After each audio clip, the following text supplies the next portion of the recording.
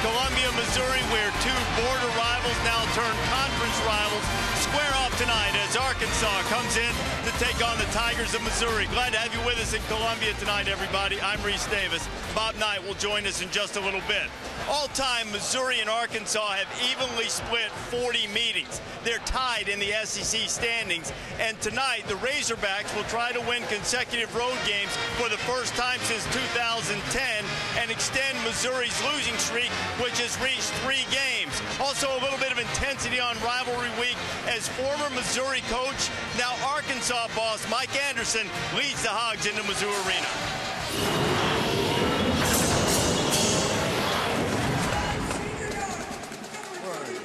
Playing a team that's in the same boat as we are. They're 4-6 in league play, and we think we're playing a little bit better than we were early in the year. So hopefully it's a time that you can put a lot of things together. The cylinders start clicking.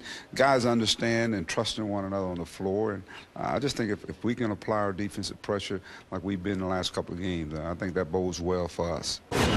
You know, it's a game we got to have a really good performance. We're playing an Arkansas team I think is a very talented team, but we've got to play well and win. You know, we got to protect our home court.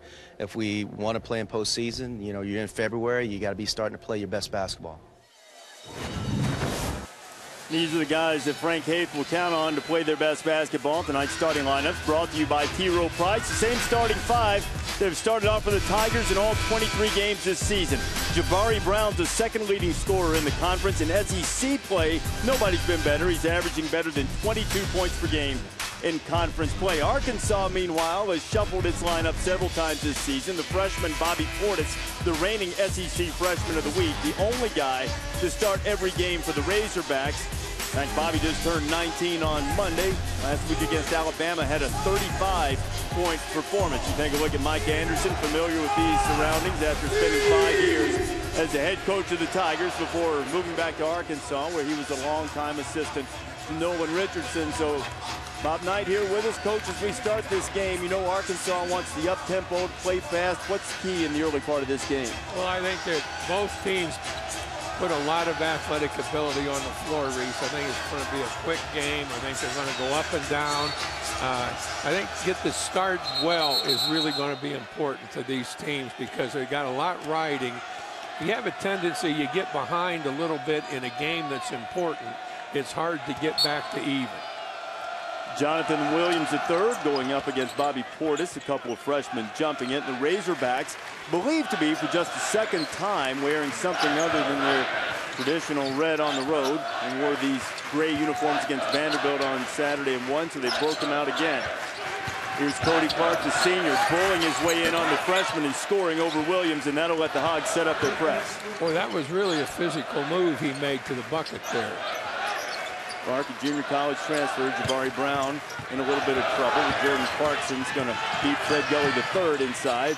Ryan Rosberg playing the best basketball of his career. Puts the first deuce for the Tigers. Did a really good job getting out of the trap at the defensive end of the floor, but sometimes that press works against itself as it did there.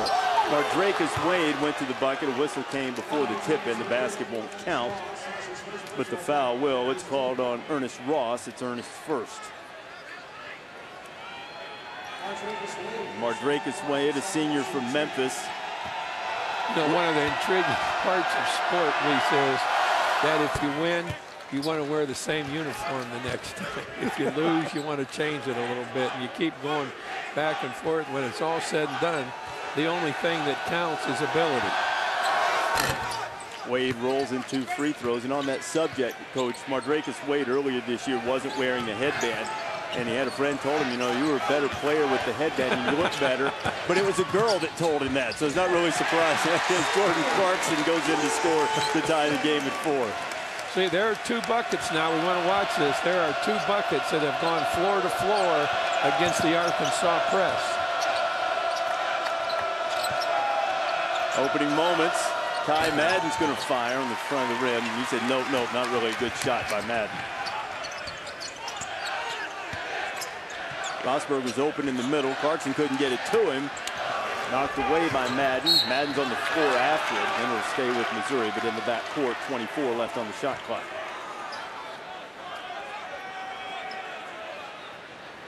Missouri's been able to get to the bucket in 3 possessions now tonight. Let's see if they get a 4th one here, because the more they get to the bucket, the more they're going to score.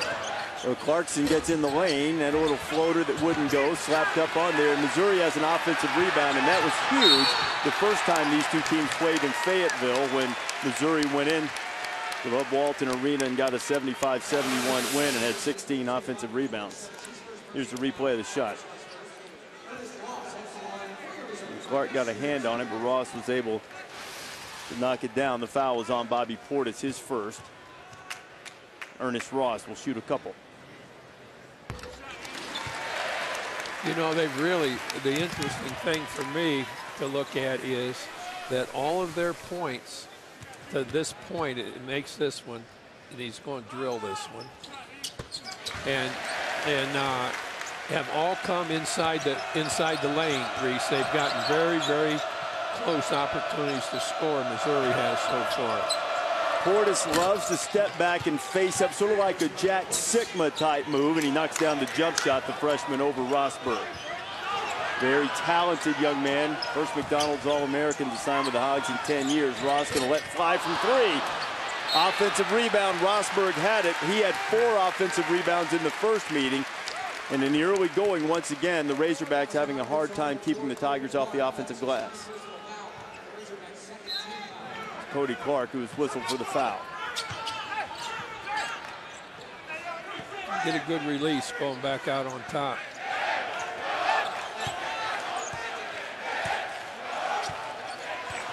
Ross moves well within the offense. You know, he's a real threat wherever he is. Williams kicks it out to Clarkson. Here is Ernest Ross. He drives, feeds it to Williams, and it is taken away. Live ball turnover. Wade has it, but he gives it right back to Jabari Brown, and Brown lays it in. Boy, Brown just sat there. That was a great defensive move by Brown. He had two of the black shirts down here, and he's the only white shirt on this part of the floor, and he really timed his cut.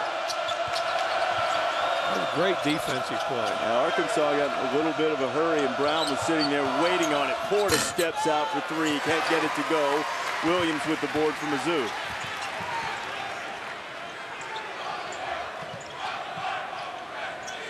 Arkansas likes to play quicker than Mizzou as Clarkson drives it all the way to the bucket and misses. Portis has the rebound. And Missouri's very efficient on offense. Oh, there again, they got right to the bucket with it. They've done a great job taking the ball to the basket. And that a part of that is because of the lack of help defense, Reese. One-on-one is a difficult thing to prevent the ball from going to the bucket. So 1.5-on-1. Get that defensive man to help and slide. Now you have a better chance of keeping the ball out of the lane. Foul was called on Williams. It's his first. Opening moments from Mizzou Arena. Reese Davis, Bob Knight, high post Cody Clark. Clark got himself a little too open. Offensive rebound. Hogs for his second chance. Gully couldn't get it. Williams has another board for the Tigers.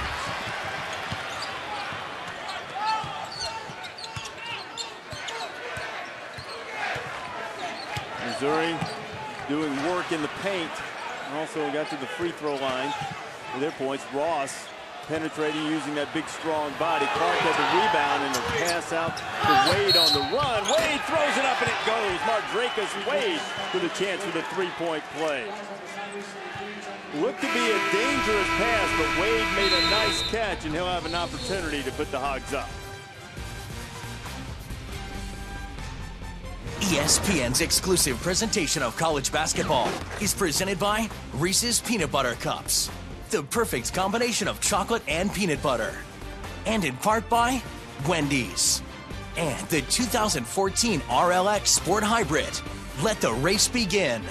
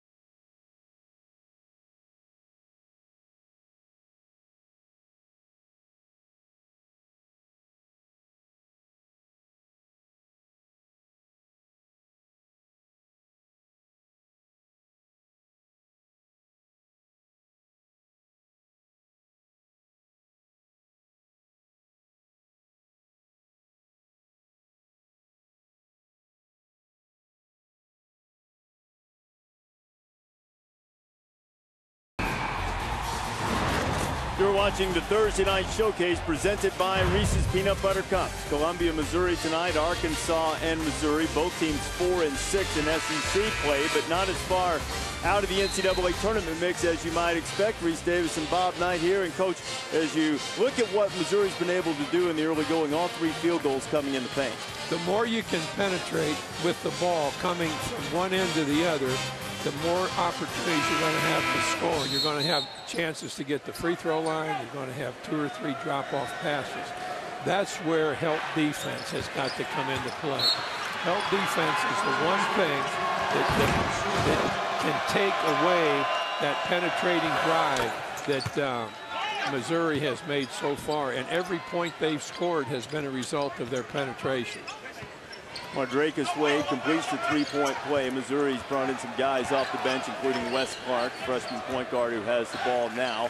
Torrin Jones is in, so too is Tony Criswell. Criswell in after Jonathan Williams picked up his 2nd foul of the first half, and Jabari Brown drives, and he'll go to the line, shoot a couple. See, Brown sets up a great opportunity to score 2 with a drive. Penetration, going to the bucket. Defensive help has got to shut that out. So you stop the drive, and he has to throw it back out, and they start again. But Arkansas has not done anything thus far to stop the penetration. That foul was caught on Cody Clark. It's his 2nd. Brown knocks in his 3rd point of the night, averaging better than 20 per game. Cody will go to the bench. He's replaced by Alandis Harris, 6'6", 237-pound senior from Little Rock, transferred from Houston. 2 more from penetration. You know, penetration has really been a factor in this ball game from the offensive standpoint of Missouri. Missouri goes nice little zone at it. That little 3-2 zone. High low, Portis to Harris. Harris with a left hand. He'll be fouled by Jones on the inside. And Alandis Harris will shoot a couple. Now Harris was very good in the post on that play, Reese. He wasn't slow. He tried to go 2 different ways. We're going to see him try to go toward the baseline, and then he'll come back the other way. He did a great job of drawing the foul, and particularly against 2 defenders. Harris makes the first. 64% free throw shooter on the year. As you have a look at Frank Haith, Tigers lost their last home game against Kentucky, then subsequently lost a couple on the road to Florida and Ole Miss. As Harris makes them both. Wildcats came in here and played as well as they've played all season. Hogs hoping to do the same, but playing on the road hasn't been Arkansas's deal. They did get the win on Saturday against Vanderbilt on a late shot by Michael Qualls. Yet to see Michael in this game. We'll see plenty of him. Mike Anderson typically plays about 11 guys. Sometimes more. Live ball turnover is what Missouri wanted to avoid, and Fred Gully puts it in, and a chance for another 3-point play for the Hogs. Now, see, I think that's the worst offensive possession we've seen from either team right there. The ball was dribbled. I don't know what he was looking for, but the time that he held the ball just prevented anything from happening. That was the worst offensive play we've seen in the game so far. Then finished the 3-point play. The foul, by the way, was called on Jordan Clarkson. Jordan's first, and Gully's working on him again on the left side. Jones wanted it. Now they'll swing it to Brown. Jones travel. He was looking for a little contact, stuck his rear end out there, hoping to bump and create some space. He already had it. I think his rear end threw him off balance. It did, exactly. He expected some resistance. He already had the space. He didn't have to create it. I think in semi-polite society, we could say that an overloaded butt cost him the possession there. Our stats got Mark Amino. Mark that down. First turnover caused by an overloaded rear end there. Now they're in that zone again. 2-3 set up. Really good help right there. Good pressure on the shooter, too. That was a really good defensive possession. Moses Kingsley got the offensive rebound, kicked it out to Madden, who knocked down the 3, and Arkansas has pushed the lead to 6. Clarkson will pull up. Jordan Clarkson. He's got 4. With that kind of a shooter, you've got to give him a little bit of room, and then that really helps him in his combination of outside-inside play. So I think they've got to get a little bit tighter on him when he comes down with the ball on the dribble. Good help there. As you're watching this on TV, watch a second, just like that, a second defensive man coming into play. And see how times you see that where a drive is being made against a defender and a second defender comes in to help. Now here comes the play coach was talking about as Madden was going to the bucket and Torrin Jones was called for going over his back on the rebound attempt. It was his second foul. Keanu Post is checked in the game for Frank Haith. So too is Kiko Haidar, point guard from Arkansas. He's actually checked in for Mike Anderson, to be clear.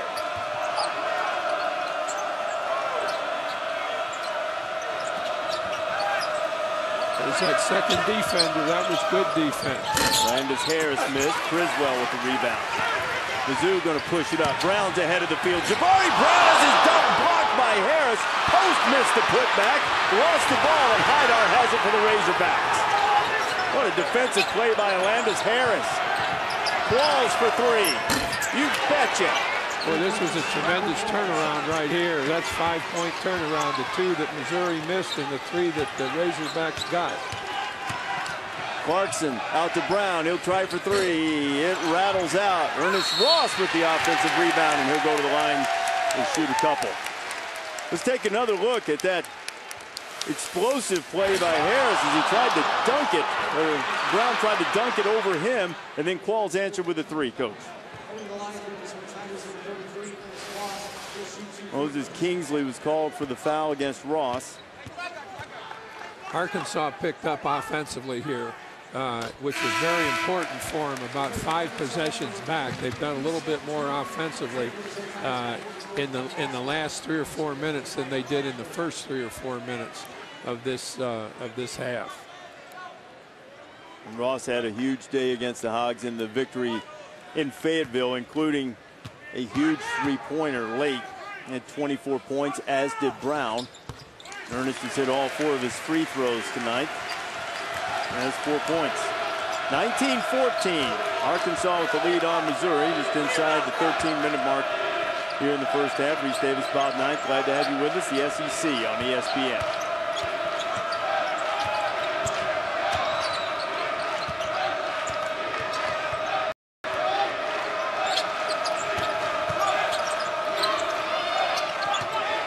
Shot clock at 10. Qualls lets one fly. It was an awful, wild shot, and then Qualls is going to compound the issue by getting called for a foul, blocking Jabari Brown. A lot of pressure on that shot. See, that's the difference between a kid that's really attuned to what his opportunities are.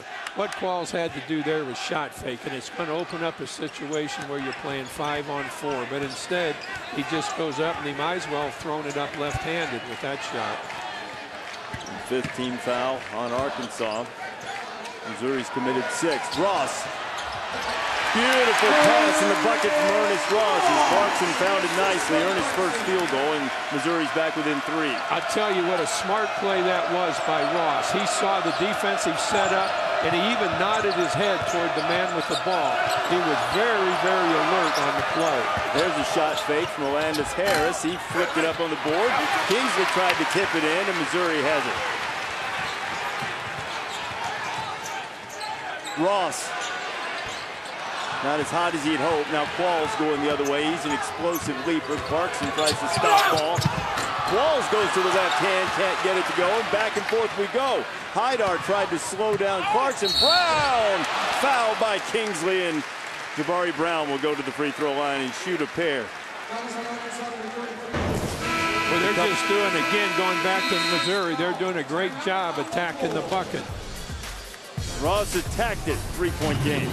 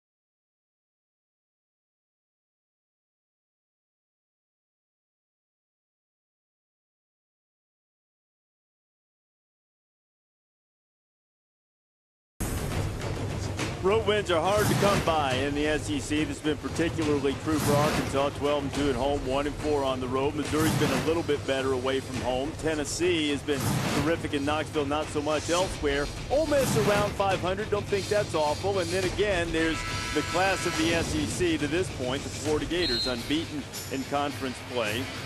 They're 6-2 overall away from home. A couple of road losses in the non-conference season, both coming late. One time against Wisconsin when they weren't at full strength, the other on a Shabazz Napier buzzer beater. So Florida has set the standard, though they'll be tested Saturday against Kentucky. Mike Anderson's team, and Frank Hafe's too for that matter, trying to work their way on the positive side of the NCAA bubble just over a month to go. You know, a really nice game to watch from the standpoint of how basketball is played would be Florida versus Virginia. That would be a game where you would see an awful lot of really good basketball at both ends of the floor, both ways. And we've seen Florida a couple of times. I know you saw Virginia against Notre Dame, and the Cavaliers really turned their season around midstream. They lost by 35 points to Tennessee, and since then they've been terrific.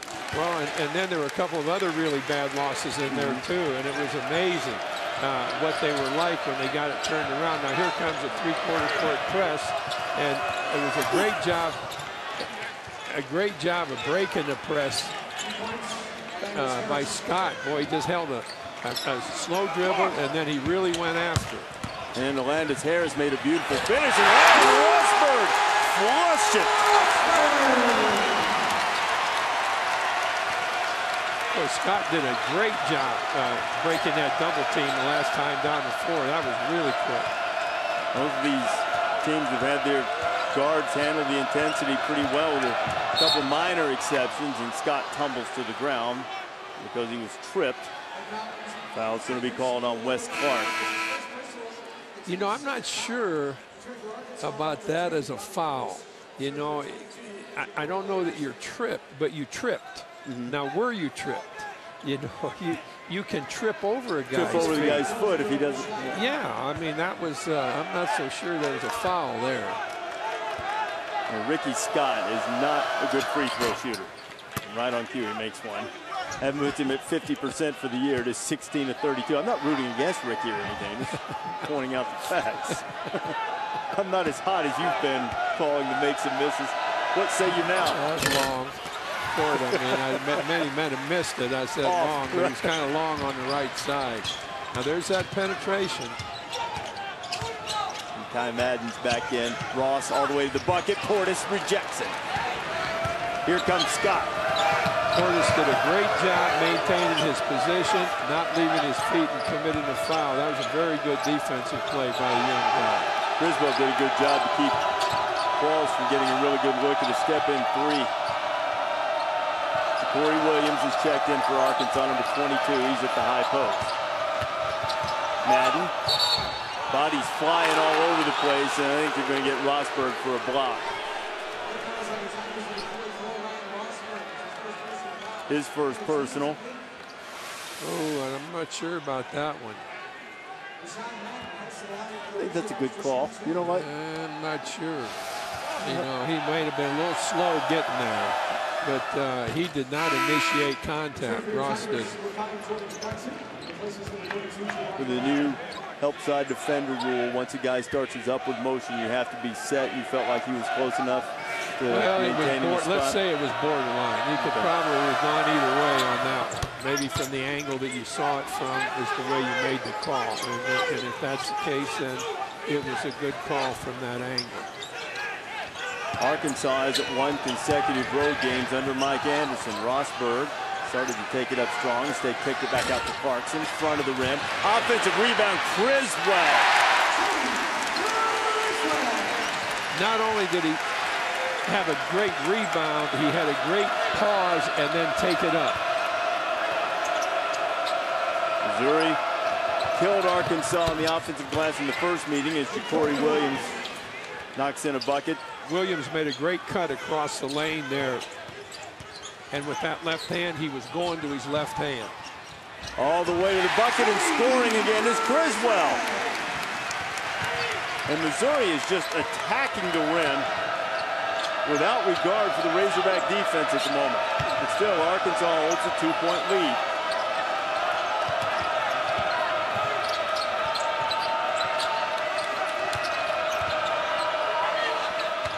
Madden. It's in the paint. I think he traveled with it. He did. Ross did a good job of helping out on defense there. He was that second guy on defense coming into the play, and that's about the third time that he has given defensive assistance.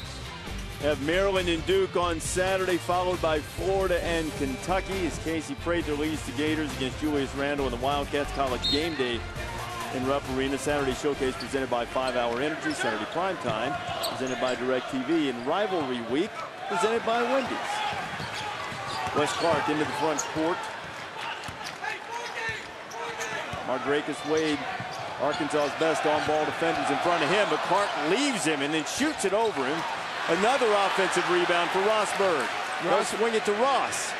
Rossberg's a little bit leery of getting shots blocked now, and he just can't do that. He's got to get it, head fake, and take it up. And if they block it, they block it. But there's a bigger chance they're going to foul it.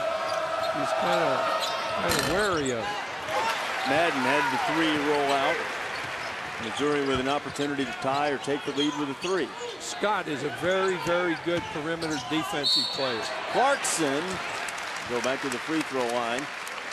I think the foul's going to be called on Williams. Corey's first.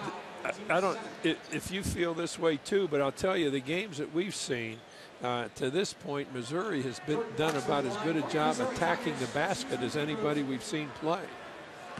They have the guys that can do it. Those three perimeter guys, including Jabari Brown, who's waiting to return to the game. Big, strong guys, have a little height and length to them. Ross is going to take a seat as Brown comes back there. Guys who can get to the basket. I think my all-time favorite comment that I received as a player once from Coach Taylor was that he never shies away from contact.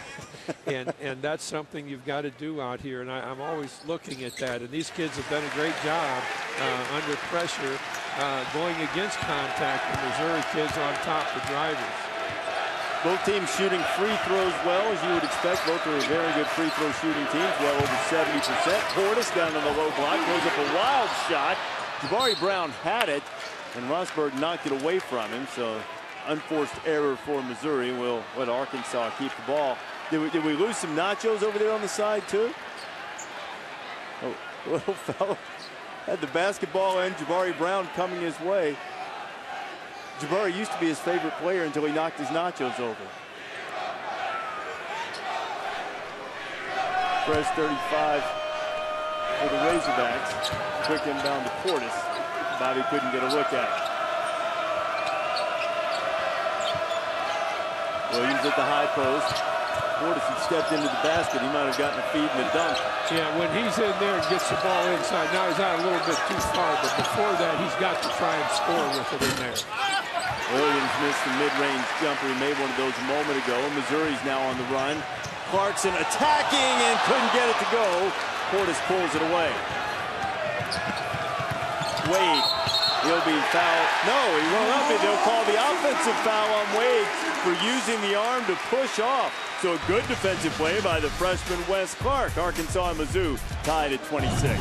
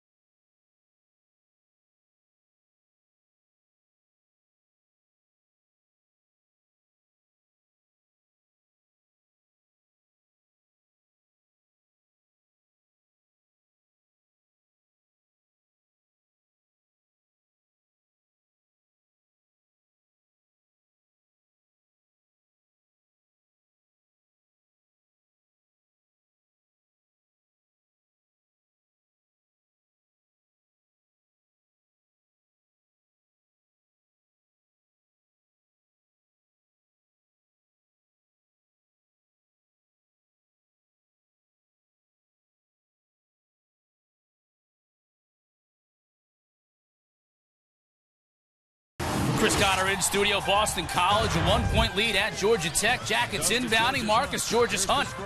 Looks like Tyler Ennis from last night. Looks like Kenny Anderson from back in the day. Game winner. McAmmer Center going nuts. Now it's back to studying for that Diffie Hughes test tomorrow. Reese, Coach Knight. Cotter calling the Ennis-like shot as Georgia Tech was able to take care of Boston College. Glad to have you with us. Arkansas and Missouri, Louisville and Temple, by the way. Those of you expecting to see that game because of the inclement weather that they're suffering pretty much over the entire eastern part of the country has been moved to tomorrow night. And we have our game originally scheduled for ESPN2 here on ESPN. The officials are now looking at the monitor. Mardrakus Wade, as he was making the move on Wes Clark, sort of swung that elbow in trying to make the move. That was called an offensive foul. I think they're looking here to see if he made contact with the head and whether to assess any type of flagrant foul. You know, it's such a quick game played by such good athletes. You've got to be really careful about flagrant fouls because, to me, a kid that's trying to slip by somebody and he bumps a guy, or, you know, if he draws his fist back, then you've got a different thing. But I think we get too involved with some kinds of contact that we're trying to convert it to an aggressive foul rather than just a foul. Well, we're being told now that they did decide to assess a flagrant one to Mardrakus Wade, and Wade looks perplexed to say the least. He's right at midcourt just across from us. I think Mardrakus thought that he was going to go to the free throw line and shoot a couple, and instead, not only did he get the offensive foul called on him, they assessed a flagrant one, which sent Missouri to the line. You know, when he was dribbling with his right hand and he moved a little bit and he had his left forearms in the way, and he pushed off. But, you know, there's a real difference between a push and a flagrant call. Wes Clark makes the free throw as we take another look at this, Coach. Here's the look at the foul they called. I think that swinging of the elbow there, even though he had the ball. Probably, you know, that again, no, I think that's something that, you know, we're sitting here at the table and officials right on the call, and we didn't see it clearly, as we said. You know, we had a couple of ifs in there, and so I would think if in the mind of the official that there was something flagrant in there, that let's go from there. Well, that's what they called, and Arkansas is turning up the heat as Missouri. You have to make a three-pointer because they've been attacking the basket. 2-point lead, and Jordan Clarkson does it again, and Missouri will go back to the free throw line where the Tigers have hit all 12 of their free throw attempts tonight. You know, again, Arkansas is going to have to adjust. They're staying back under the bucket, so they are tipping the ball and so forth, but the guy gets to the bucket, and then there's going to be a foul. If you come out 8-10 feet from the basket, it's a lot harder for the driver to get anything done than if you're sitting back behind under the bucket somewhere, because he's right on top of you and you've almost got to block any attempt that he takes. But if you move out, then you've got a better chance defensively of pushing him to the side somewhere.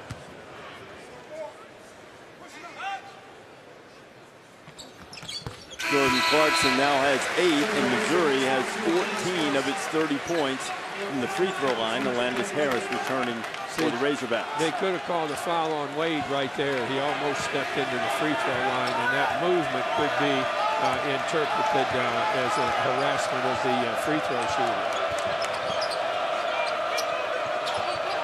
18-7 run for Missouri. They have their largest lead. Bobby Portis from the baseline, the freshman, cuts it back to 2. Rosberg went out, but he was just a little bit late. Clarkson, a tad late, is taken away by Wade.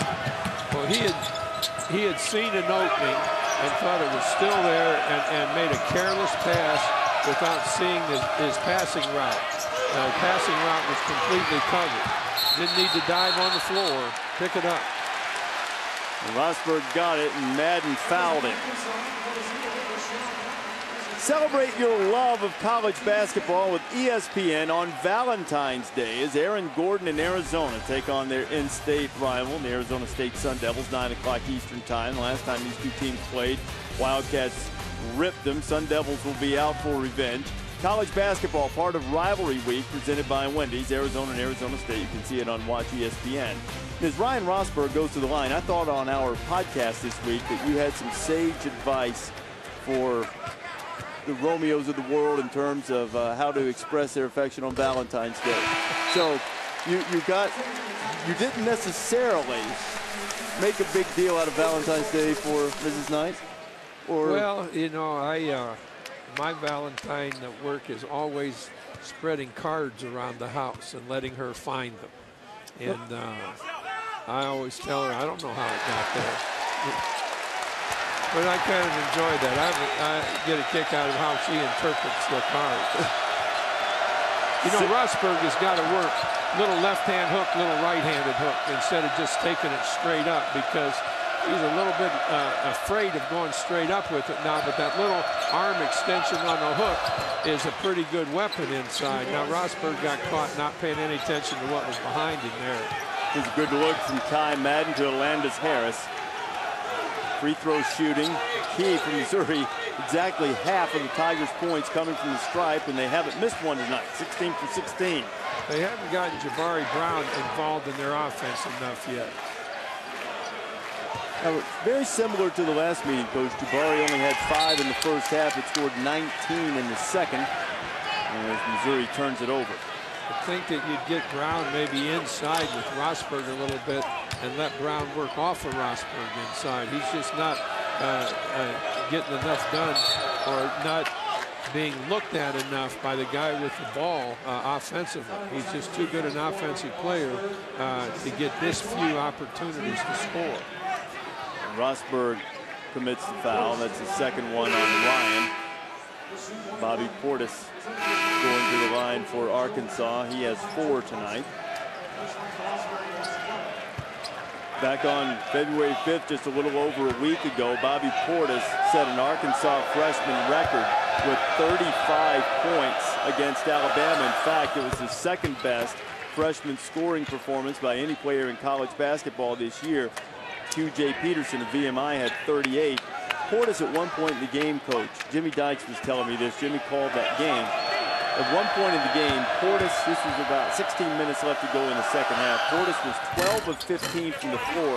The rest of Arkansas's team was 1 of 26. I don't think I'd ever heard of anything like that. And Portis made 1 of 2 free throws, and then the foul's called on the inside. Bobby's going to go back to the free throw line. What do you think of Portis as you watch him play? He's got, first of all, look at his length. You know, look at those arms. You know, he covers a lot of airspace with those arms. He can take the ball away from the defense, inside, little hook shots inside. He can go up with those arms. He's very, very quick, has good hands. You know, he's got to be one of the outstanding incoming players of this season. Torrin Jones going to have a seat on the Missouri bench. Torrin has not seen eye to eye with the officials, and I don't mean he's misbehaved. I just mean he's picked up 3 fouls. Hasn't liked a couple of them, but I don't know that I've ever seen a guy that commit a foul and particularly agree with the call as Portis puts Arkansas back on top, and Bobby has 7 points. Arkansas showing that pressure. They're giving just a little bit more up-court pressure than they were. Making a 3-quarter court press, and they've got 3 press people. Clarkson gets in the paint. Portis cuts him off, and Clark started to drive, but a 3-second violation called on Missouri. See, that's the kind of offensive mistake that they've been making throughout the course of the game. That's about the 7th time they've given up the ball without a chance to score on the offensive end.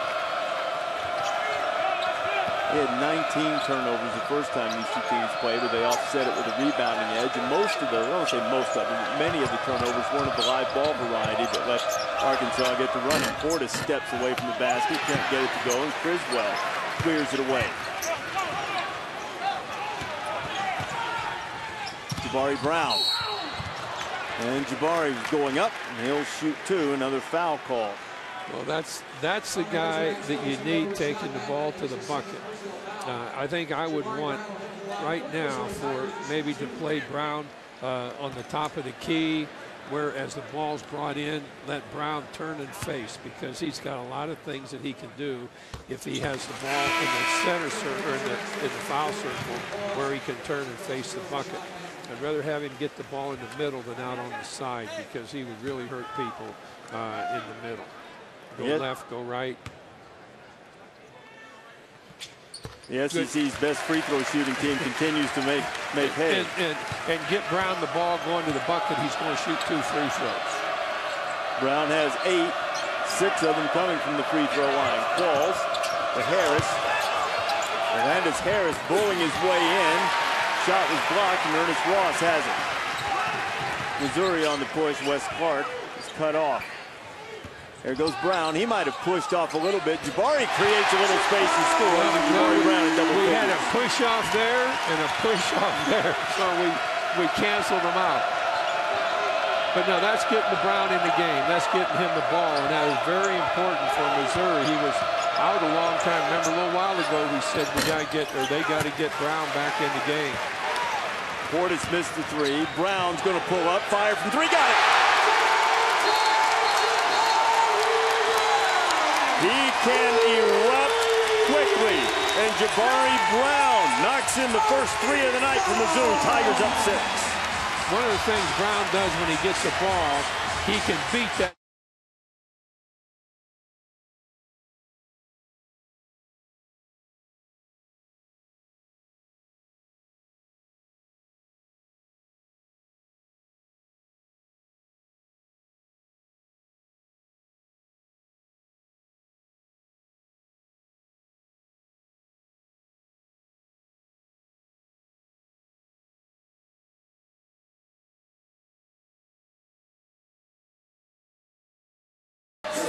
Jabari Brown can be electric, and he has scored Missouri's last 7 points. He's averaging better than 20 per game for the season in SEC play, scoring more than 22. The remarkable thing about Brown is that he's shooting during that span 56% from the floor and from 3, and better than 90% from the free throw line in conference play. He's heated up for Missouri as the Tigers have pushed it out to a 6-point lead. Orlando's Harris. Now Ross didn't help at all there. Ross just watched the ball put on the floor and the man go to the bucket. Now, as a middle defender in that zone, Ross has got to do something more than just stand there. Arkansas almost forced a turnover with the back tap. Missouri collects it, and Wes Clark is working on Fred Gully. Tried to get it to Brown in the corner. Knocked out of bounds. As we head to the under 4-minute media break, 3.5 to go here in Columbia, Missouri with a 4-point lead.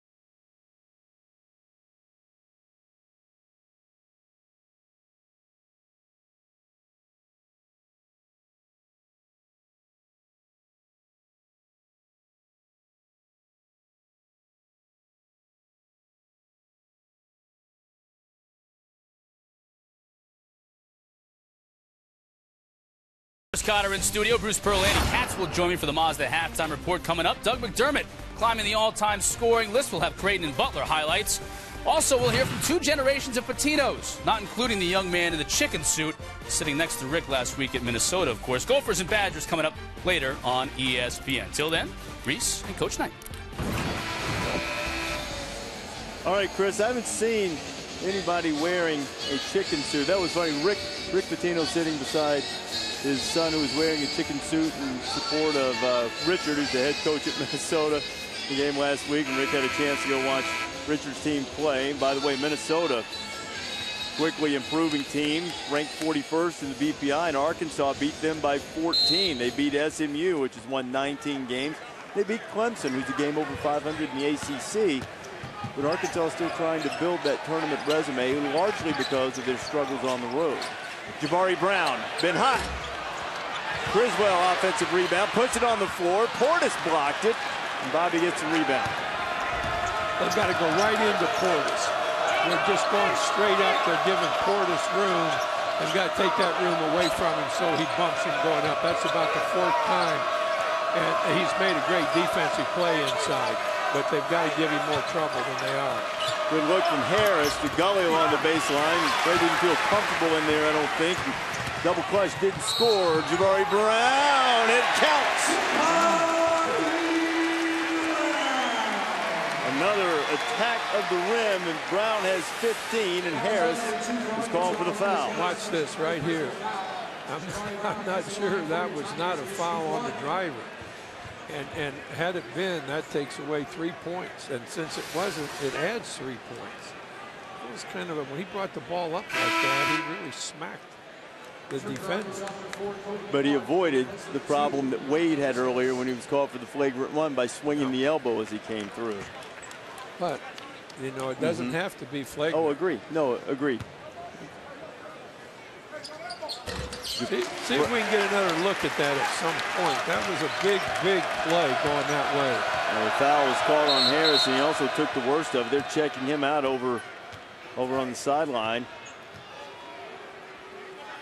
And now I think the officials are maybe going to go have a look. Well, it isn't a flagrant thing. That wasn't my point. It was just contact coming across there on that drive, and the contact was initiated by the ball right there. I mean, he doesn't have much of a chance to do anything. He's in the way, and he's knocked out of the way with both the ball and the forearm right there. Yeah, I actually think, Coach, it was a good call. I don't think Harris had his position set, and Brown made him pay for it with the attack. Am I wrong? You and I would have a little difference of opinion on that one. I think it's the first difference of opinion that we've ever had.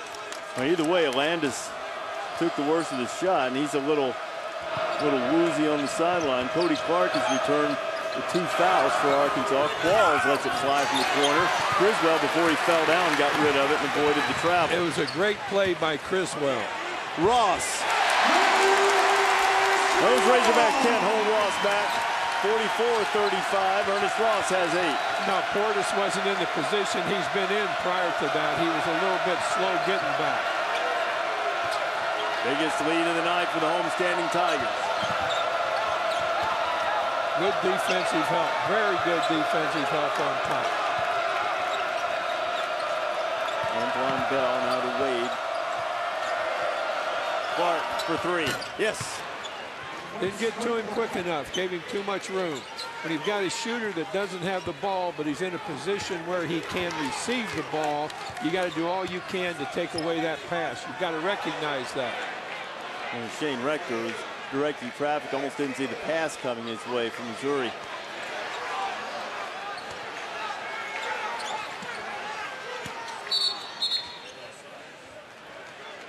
And Frank Haith going to call a timeout with 94 seconds remaining in the first half.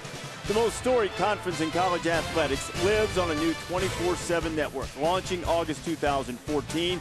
Go to GetSECNetwork.com and demand the network from your television provider today.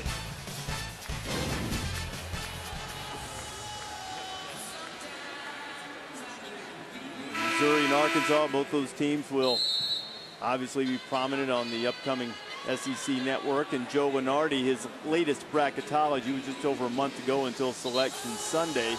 Among the first 4 out, LSU and Missouri from the SEC.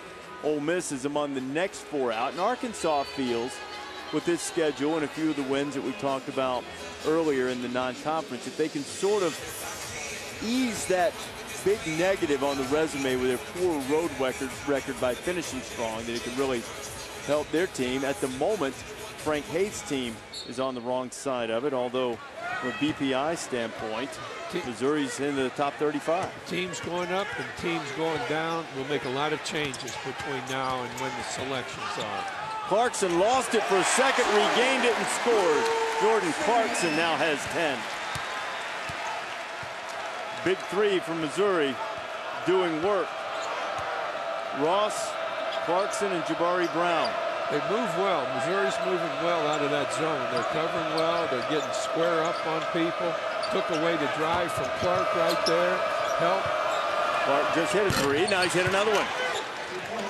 Cody Clark now with 8, and those 2 3-pointers that he's hit in the last few trips really keeping Arkansas within striking distance. 5-point lead. You got 2 things here. You got 50 seconds to go, so do you try and get a quick attack and then maybe have another one? Or they can still get the ball back. Clarkson got it, but now the shot clock is off. So this will be, if Arkansas, they're not prone to holding the ball, and they'll go to the free throw line anyway. And Frank Haith did not like the foul call, which was called against Wes Clark. Here's Clarkson's last move. Really a great move with the ball. Here it is, and there it goes. He took it right away from the defensive man. But again, I'm as impressed with Missouri's move to the bucket with the ball in conversion of any team we've seen this year. Mardrakus Wade missed the first one. The big 3 for Frank Haith. Jordan Clarkson, Jabari Brown, and Ernest Ross have combined for 36 of Missouri's 48 in the first half. Still the Hogs within striking distance as Wade knocks it in, and Mardrakus now with 6. The most important thing here is that you don't let Arkansas have the ball back. You know, you've got a 6-point lead, but also make your move with just under 10 seconds, because they cannot convert that quick. Oh. They tried to get it to Criswell underneath, and Missouri turned it over, so Arkansas will have 5.5 to get a bucket, and a little feel-good play right before halftime. Mike Anderson sending Antoine Bell, a good 3-point shooter, into the game. That was not a good possession for Missouri, coming up with giving Arkansas an opportunity to score here. It's going to be quick. Bell for 3. Can't get it to go. Quarles trying to tip it in. It wouldn't go, so we'll go to the break. Tigers holding a 48-42 lead, trying to snap a 3-game losing streak. And here's where Missouri's done its damage. 22 points in the paint. It doesn't include the 19 free throws the Tigers have made, all 19 of the free throws they've attempted. And as a result, they have the lead at the half. Missouri and Arkansas are going to have a good second half here in Columbia, but right now we send you to Chris Cotter, Andy Katz, and Bruce Pearl for the Mazda Halftime Report. Thank you, Reese. Mazda Halftime. Bruce Pearl is here, Andy Katz as well. A couple of ranked teams in action on this night, including Michigan State and Northwestern.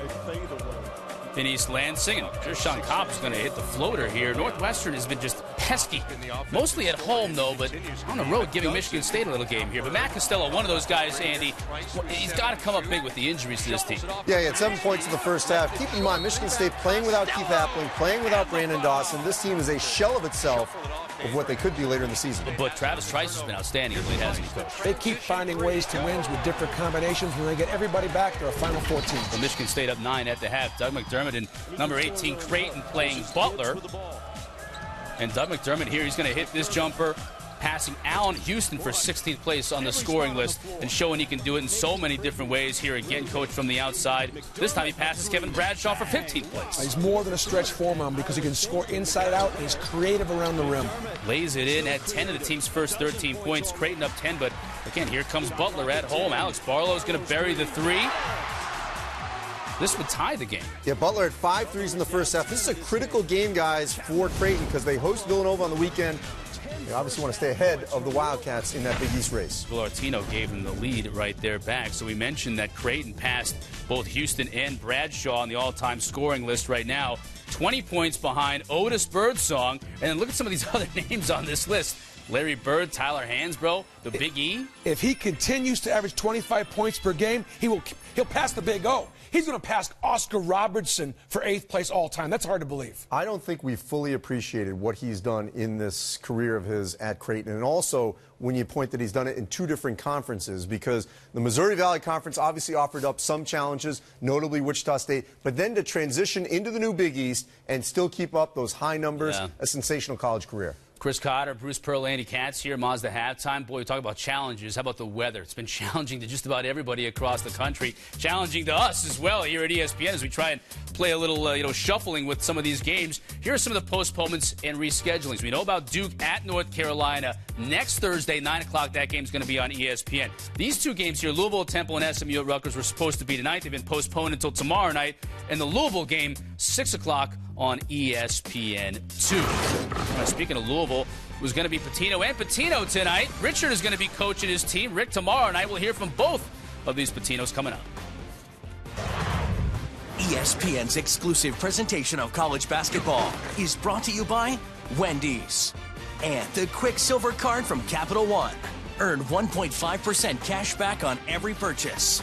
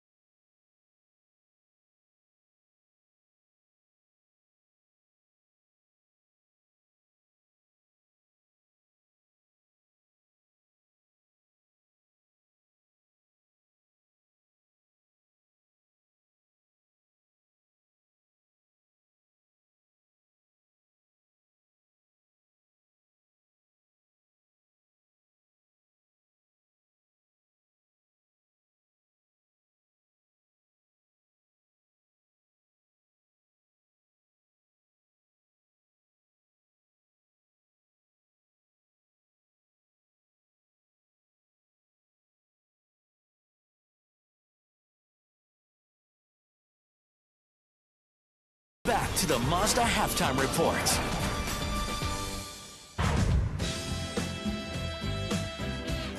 Here's a father and son duo, Rick Pitino and his son Richard. If you close your eyes during shoot-around and just listen, it sounded like it was Rick Pitino out there on the floor. You know, it was tough being Rick Pitino's son, and it's not. We watch each other's practices. We watch each other's scrimmages. Like father, like son. Has many of the same mannerisms and will run many of the same systems. He's a legend in this game. He's changed the game in many, many ways. We go about it a different way. I mean, the one thing I always said is I don't try to be Rick Pitino. My whole life, I've idolized him. I've gone to every game and marveled at what he does. Hold on one second. Hello? To see my son prosper, to see my family so happy, I think that's what it's all about. He's the greatest coach out there on the planet. By the way, just to clear things up, the young man in the chicken suit last week in Minnesota was Rick's other son who had lost the bet, so he had to wear the chicken suit. Yeah, his son Ryan lost a bet at UBS in Manhattan where he works. All right, coming up here next on ESPN, it's Minnesota and Richard Pitino and his Golden Gophers at Wisconsin. Father and son talk about similarities and differences between the two of them. People tell me a lot that I sound like him, whether or not it's in interviews or press conferences or the way that I talk to my players, you know, terminology or my hand gestures or some of the facial expressions that you make. People will say, you know, you look exactly like your dad. I don't wake up each day trying to be my dad. I love my dad, and he's one of the greatest out there, but I'm just trying to figure out my own way right now. Well, I have more of a New York accent than he does because I grew up on the streets of Manhattan and Queens, and he did not grow up that way. Mannerisms-wise, we probably have some mannerisms. I don't throw my coat like he throws it, but he shops at Joseph A. Bank, and I shop at Armani, so it's I'm only joking there. No, but he he throws his coat a lot more than me. First I don't think he's joking. They No, do he's sound not joking. exactly alike. And how about your father busting his son's chops like that? I like that. I loved it. I tell you what, they're so similar. They're master motivators. That's what they do. The motivation for tonight is when we beat Wisconsin at Minnesota, it wasn't that we played well, it was that Wisconsin played bad. People say we can't win at the Kohl Center. They're both great motivators. They both get players better. And I think those guys play for their coaches. And the last thing is, their systems are similar. They're both up-tempo. They both utilize the three-point shot. If you're any good at anything, you had a great mentor. He had a great mentor. And he also worked for Billy Donovan down in Florida, so he has had other mentors within the Pitino family tree. I think it's great that they go to each other's games here during the season, taking the time out to do that. And also the fact that Minnesota has a chance to get in the NCAA tournament. If that happens, that would be pretty unique, where father and son were also in the NCAA tournament. By the way, they will play against each other in the Armed Forces Classic next November in Puerto Rico. Well, Richard is hoping to have a little more success than the Gophers have had recently at the Kohl Center. 15 of 16 the Badgers have won against Minnesota there at home. Still to come, second half of our game. Jordan Clarkson with a bucket here. It's a 6-point Missouri lead at the half. This halftime report is presented by Mazda. Conviction, creativity, courage. This is the Mazda way.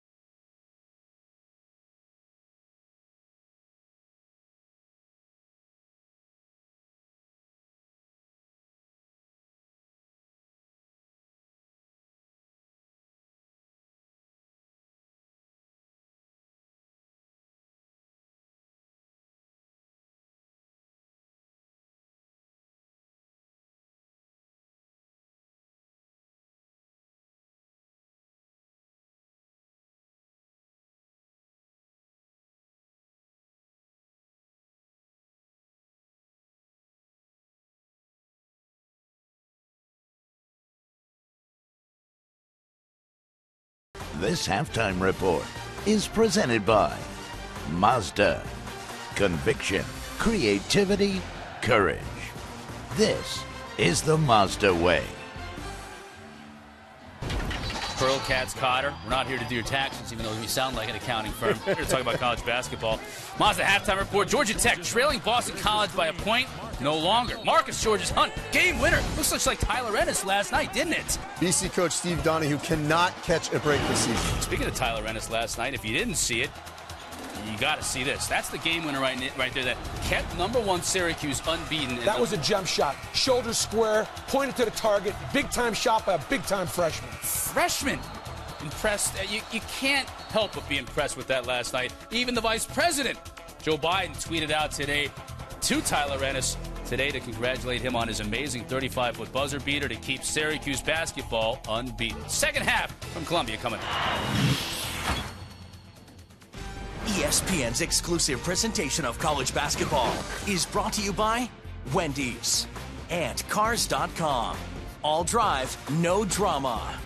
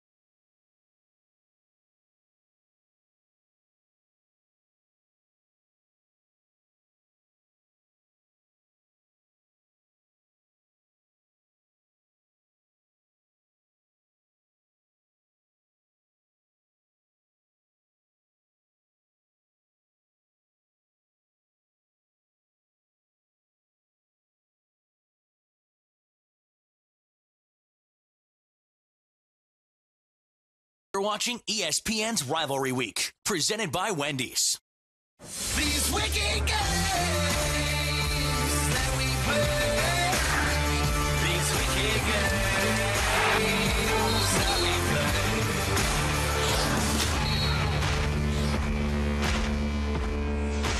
play. Welcome back to Rivalry Week, presented by Wendy's. You're watching the SEC on ESPN, Mizzou Arena. Norm Stewart Court. And so Missouri trying to snap a 3-game losing streak, up 48-42 on Arkansas to set to start the second half. Reese Davis and Bob Knight here. And Missouri made virtually all of its offense, coach, by getting to the bucket in the first half. And getting fouled in the process. What was their free throw? They were 19 of 19 from the free throw line. That's pretty good. Can't do better than that. And all of it was the result, or 90% of it was the result of driving the ball to the bucket and not having to go against help defense. Jabari Brown had a terrific first half. Brown with 16 points. In fact, mentioned 19 of 19 for Missouri in the first half from the free throw line. You go back to the first meeting between these two teams, and Missouri made its last 17 free throws against the Razorbacks, meaning that against Arkansas, they've now converted 36 consecutive free throws. Wow. You know, the free throw is the most undervalued thing there is in the game of basketball. So many things happen when a team draws a foul, not just scoring, but the limitations it puts on the opponent. There's that drive to the bucket again. Clarkson missed it. Williams tried to get the rebound, and I think he got grabbed. Let's see who the foul's on. You know, Cody Clark, coach, who just picked up his third. You know, here's something too, Reese. If we were to go back on all the buckets that were missed by Missouri, just like that one, as a result of their drives and so forth, boy, it would be a huge, huge margin. But of all the words of mouth and pen, the saddest are, it wasn't there. Williams just fumbled the pass out of bounds. He had a chance to have an easy bucket, and Arkansas to get within 4. And you know, when you don't miss a free throw, you get a lot of attention, but Arkansas did a good job getting to the charity stripe too. They shot 16 free throws in the first half and made 12 of them. Fouls called on Jabari Brown. Arkansas has played very well. I mean, they haven't been able to do as much offensively as Missouri has. Missouri's gotten more out of its offense than Arkansas has out of it. Bobby Portis, Mardrakus Wade. I'd want the ball in Portis' hands a little more than they get it there, just like that. Portis couldn't get it to go.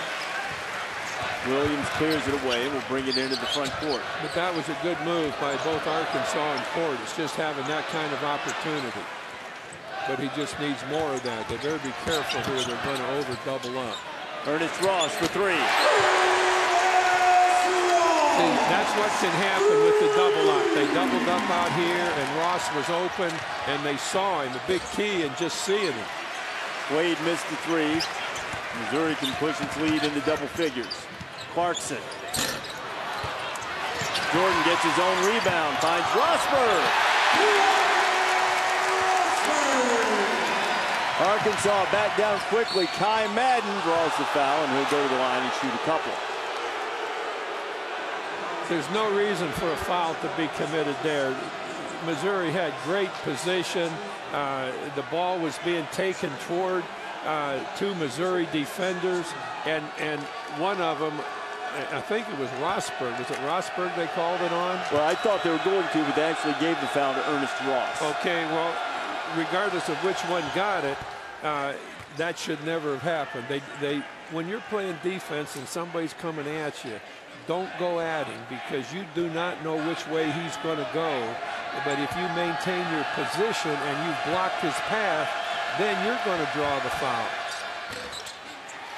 Madden missed the second one. Fight taken away by Gully. Arkansas will get another chance. Good pump fake by Madden in the bucket inside. The Hogs back to within 8. Well, that wound up actually being a three-point play.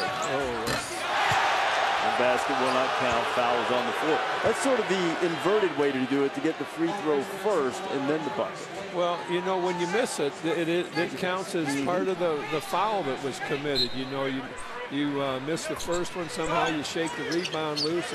That foul's been worth 3. Brown. No, that's not going to go. Contested. Arkansas was the last to touch it, and Ernest Ross chased it down before it went out of bounds.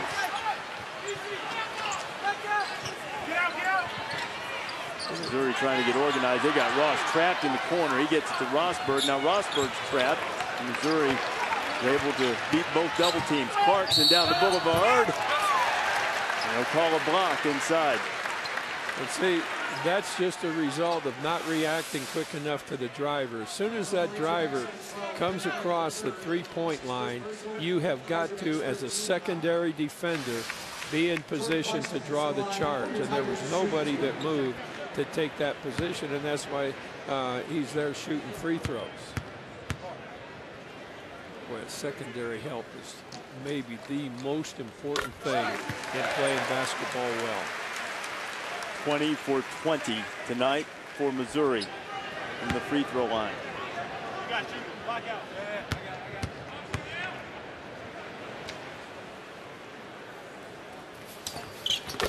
Clarkson has 14, and Missouri up by 10.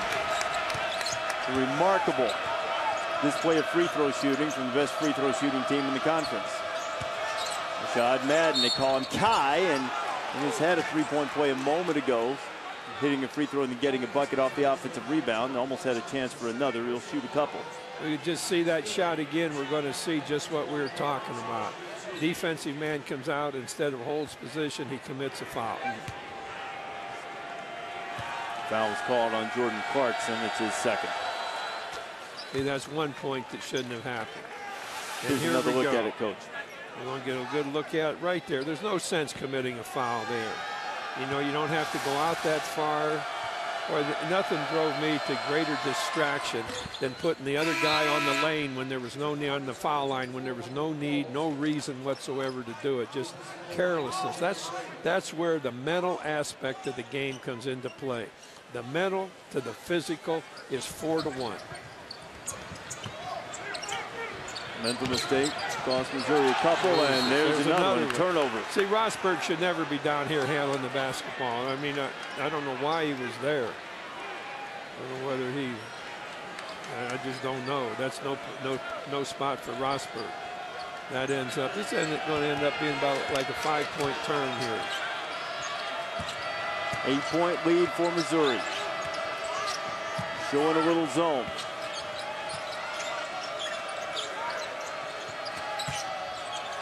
Clark kicks it out to Gully.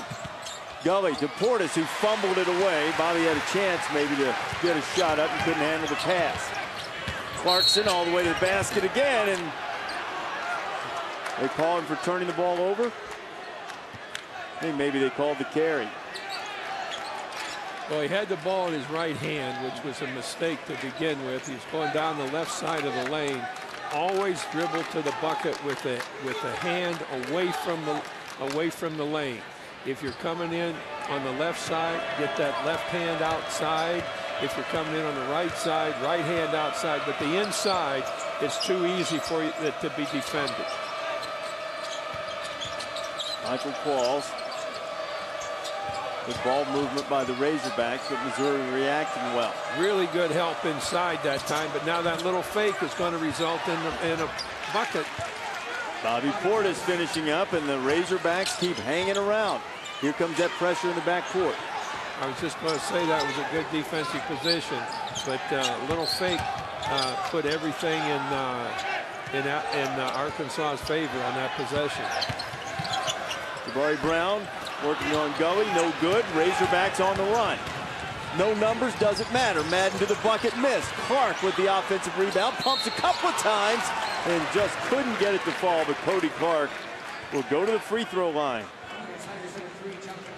Been a little turnaround here, Reese, in the last minute and a half. You know, we were looking at a 10-point deficit, and now we're looking at a 6-point deficit.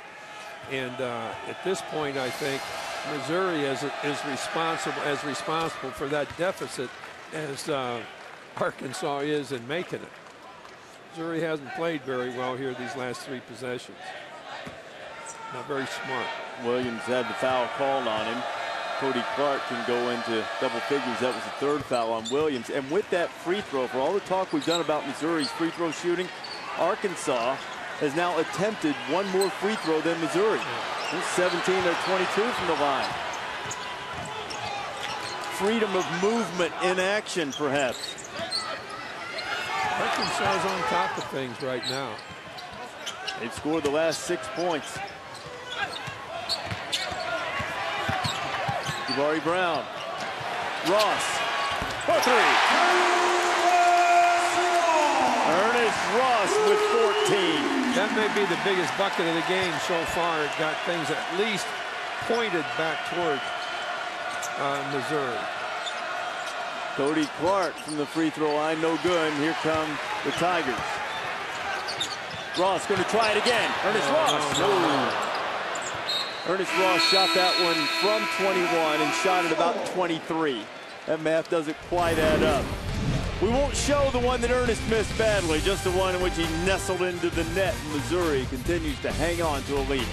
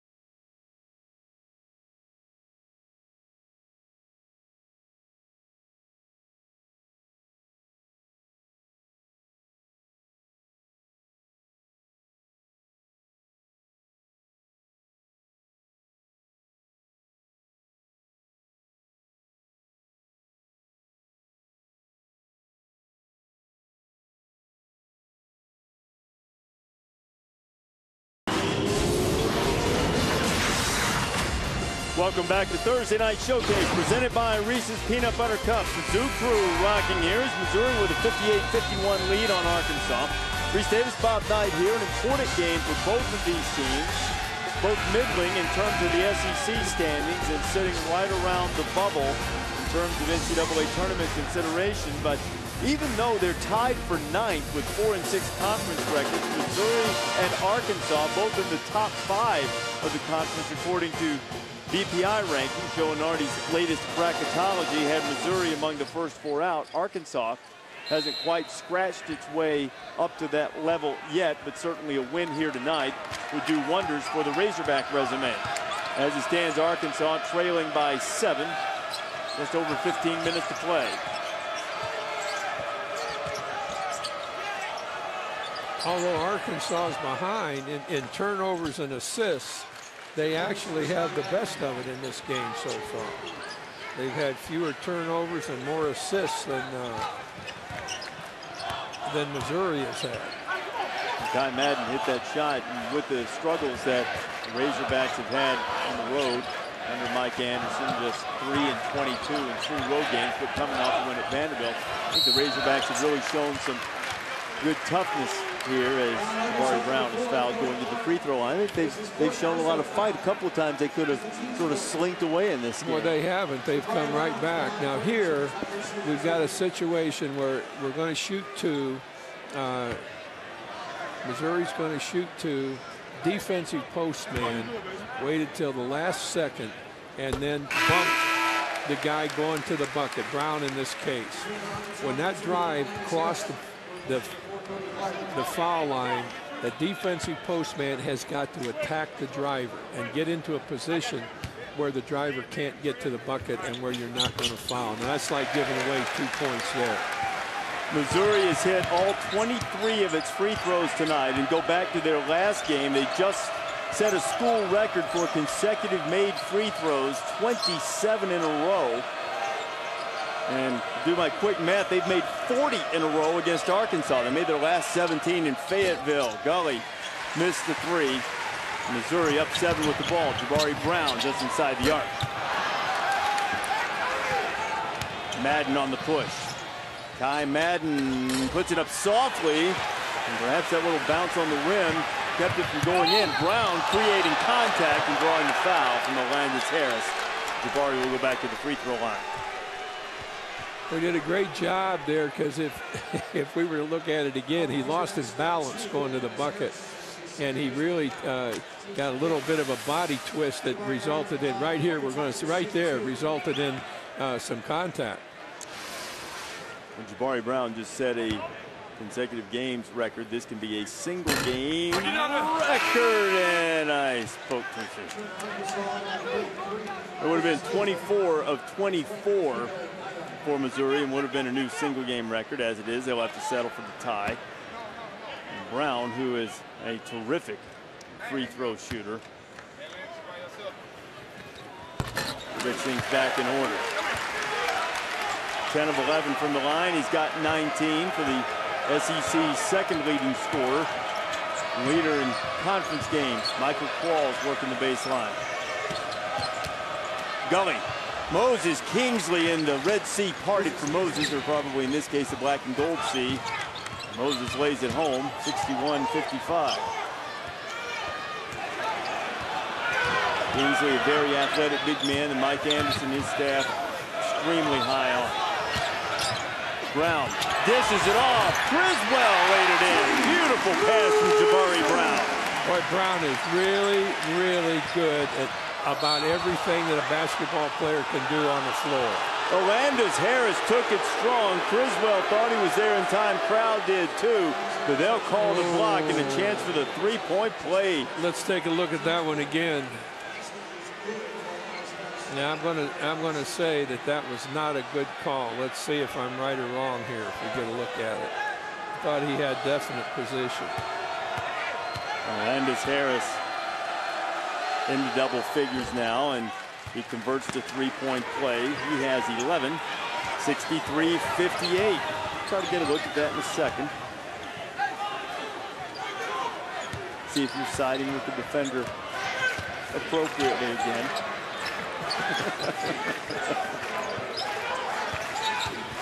Ball screen set by Jones. Clarkson turns the corner. Clark, that's a terrible shot. Under pressure, defense did a really good job on Clark there. That's where a shot fake was necessary.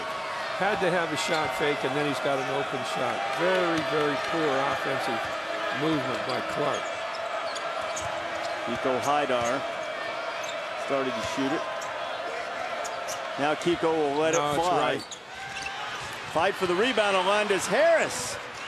And Arkansas is back to within 3. And Missouri, with an unforced error in the backcourt, turns it over, and the Razorbacks have things going their way. All of a sudden, Missouri has named the game giveaway. How many giveaways do they have tonight? We aren't going to get a look at my baseline call. 11 turnovers now for the Tigers. Arkansas has only converted those into 10 points. Ryan Rosberg is checking back in. All I could say about that last pass that Missouri made down court, the best thing I can say is it stayed in the arena. Ayers at the high post. Kingsley did a good job of doubling up down there and not letting him go to the bucket, and they're the same thing. Qualls in a lot of traffic. Excellent defense by the Tigers, and now you got a couple of guys tied up along the baseline. Big guy and a little guy. Possession arrow will keep it on this end with Arkansas. Let's have a look at this as Qualls went baseline. This is very good defense by Williams and Rosberg. Kingsley and Clark tied it up. Arkansas maintains possession. Through the arrow. Along the baseline, and the flush by Alandis Harris. 15 for him, and the Hogs are within 1.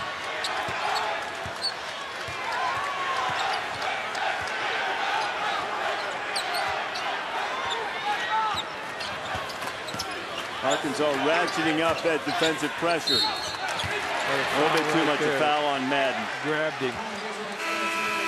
That's 3 on Madden as he was trying to keep up with Jabari Brown, but Arkansas has been able to keep up with Missouri. They've answered every run, and Harris punches it home for the Hogs. But Arkansas has had a little help from Missouri getting where they are. Missouri has not played well at all in the last 3 minutes.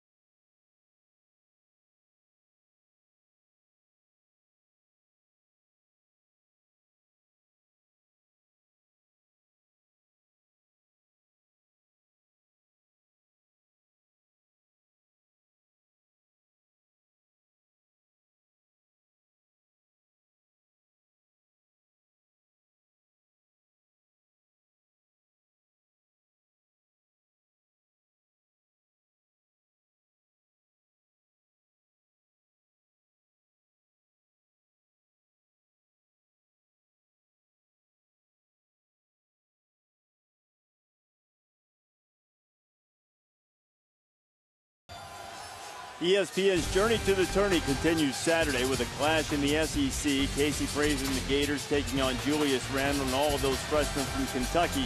You see how good the Gators have been during their 16-game win streak. Wildcats 4-0 with their all-freshman starting lineup. ESPN's Journey to the Tourney presented by Sonic. Ford in Kentucky, Saturday at 9 on ESPN and live on Watch ESPN. Let's take a look at tonight's State of Success brought to you by State Farm. Florida has been wildly successful on the road. The Gators a perfect 5-0 in SEC play does not mean that they haven't been challenged, most notably an overtime game at Arkansas that Florida pulled out. Some close games for the Gators. They don't ask you always how you won, they ask you if you won, and the Gators have been able to answer yes in every SEC game this year. 63-62. Arkansas has played much better than Missouri the last few minutes. Much better. Clark with an air ball as that trend continues. Hogs can take the lead. Harris is fouled.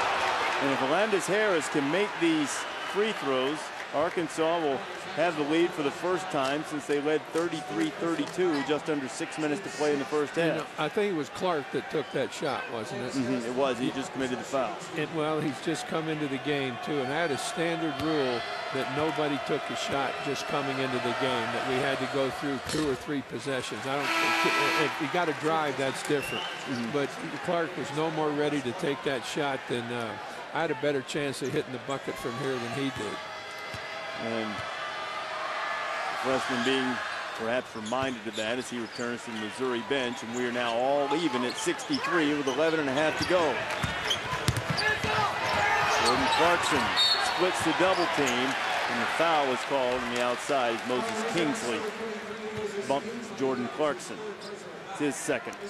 Oh, check that, his third, pardon me. Now they've got almost 12 minutes, they being Missouri, to play with the 1-and-1 into the 2-shot foul. Now Arkansas has got to even that up. I don't think they're quite there yet.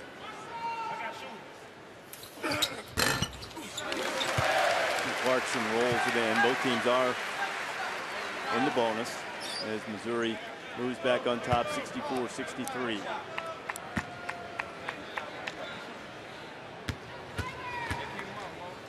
Missouri's lost the edge that it had in free throws with some really careless defensive play that resulted in Arkansas free throws rather than a change of possession. Missouri's brilliant night at the free throw line, really the difference in the game. Tigers a 2-point lead. Both teams have shot well and shot often from the free throw line.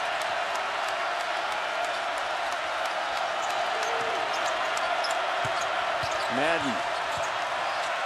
Good help defense. That's the best help defense that they've had. Alandis Harris, wild shot, big block out, and Rosberg's going to be called for the foul as he is trying to block out Kingsley, and Moses is slow to get up. Boy, see, that is really a killer right there. You've lost possession because of the foul. Let's take a look at that foul here. See what he does or why. It'll be after the drive. And Rosberg just pushed him, just got his elbow on his back. You know, that's just sheer stupidity to do something like that. You just can't. You've got to know what you're doing, what you can't do. You've got to recognize where you are on the floor and what it is that you can do. And, you know, I've seen 1 or 2 blind officials in my time, but they aren't all blind. I mean, that was a very, very poor play on Rosberg's part. Gave up the ball possession, gave them another free shot at it. Kingsley, who fell hard, steps to the line, a 64% free throw shooter, a native of Nigeria, moved to the States as a 15-year-old, and very high ceiling. He missed the front end of the 1-and-1. Missouri has a 2-point lead in the ball. Well, that was very fortunate for Missouri. It wasn't anything they had something to do with. Now we're going to get a foul. No. It's another foul on Rosberg, and in about 15 seconds, he's picked up 2 fouls and now has 4 for the game. Well, he was moving on setting a screen back there. That was not a bad call. He moved into the defense. I don't know whether it was right here. I think we'll see it. There, he's moved, bent over, moved, You just can't move. You just got to, when you're going to screen, even if you have a poor angle, you can't move. You look to get the good angle and you hold your footwork. Tony Criswell returns to the game as Rossberg goes to the bench for those 4 fouls.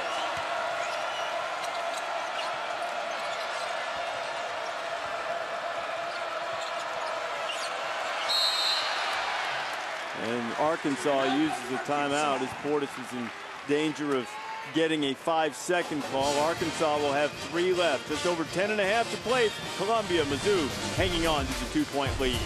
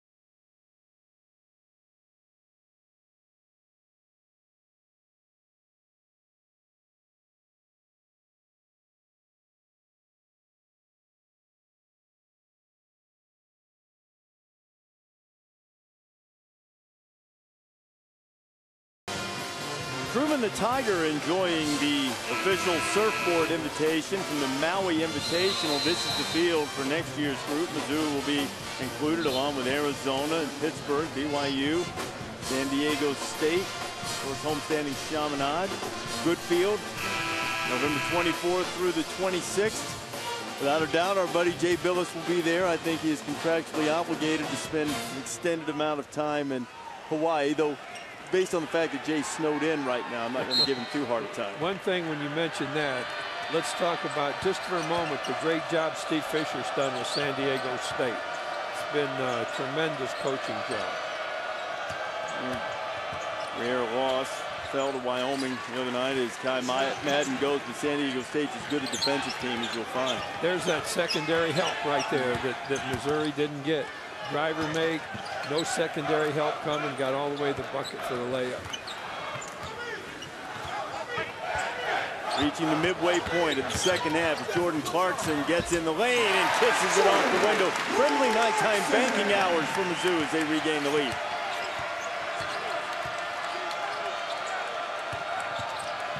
Madden draws the foul, couldn't get it to go. Foul is called on Criswell. Important game for both teams. Missouri trying to stop a 3-game losing streak. Arkansas trying to win consecutive games on the road for the first time under Anderson. Drivers coming into the lane, you cannot reach for the basketball. You've got to keep your arms spread or keep your arms up in the air. You can't be reaching for the basketball, because if he slides a ball and all of a sudden your hand is on his wrist, he's going to go shoot too. And that's, Missouri has just been their own worst enemy here.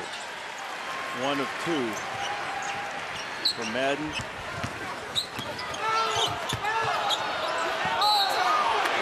67-66. Ball goes out of bounds.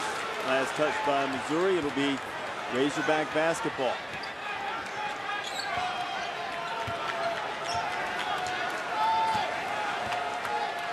tight game here in Columbia. These two border rivals now sharing a conference. They've met 40 times, each with 20 wins against the other. High hand up, and Michael Qualls with the flush. Qualls, who had the game-winning dunk against Kentucky, game-winning shot against Vanderbilt, puts the Hogs back on top.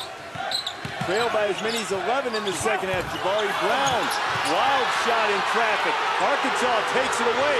Qualls has Portis with him. Portis alley-oop. Qualls with another dunk. And one. And the foul. This is the first dunk for Michael Qualls.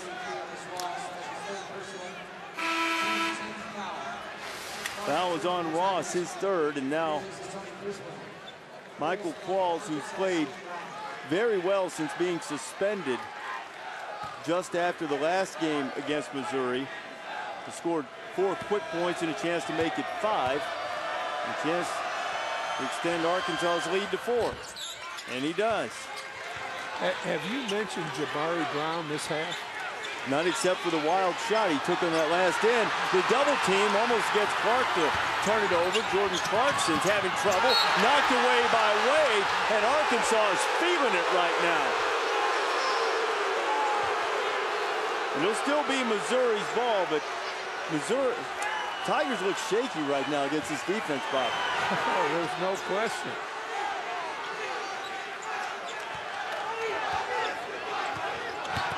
Clarkson inside, creates nicely.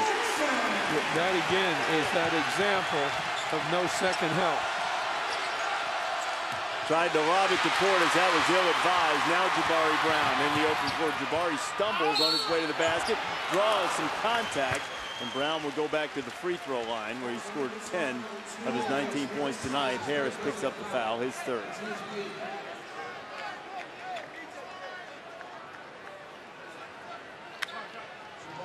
Missouri is, at the moment, appears to be much like a fighter that's taken a couple of haymakers, and they're trying to hang on until the bell rings to end the round, perhaps, and to regroup a little bit.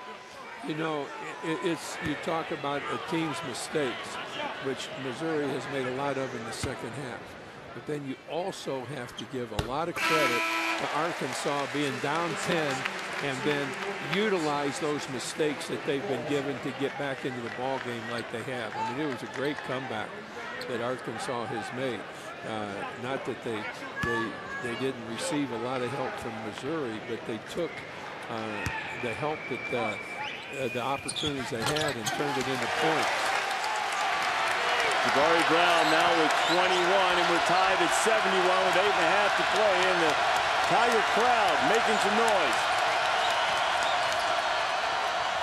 Melendez Harris in contact, no whistle, and here come the Tigers with a chance to regain the lead. There's a lost opportunity for Arkansas right there.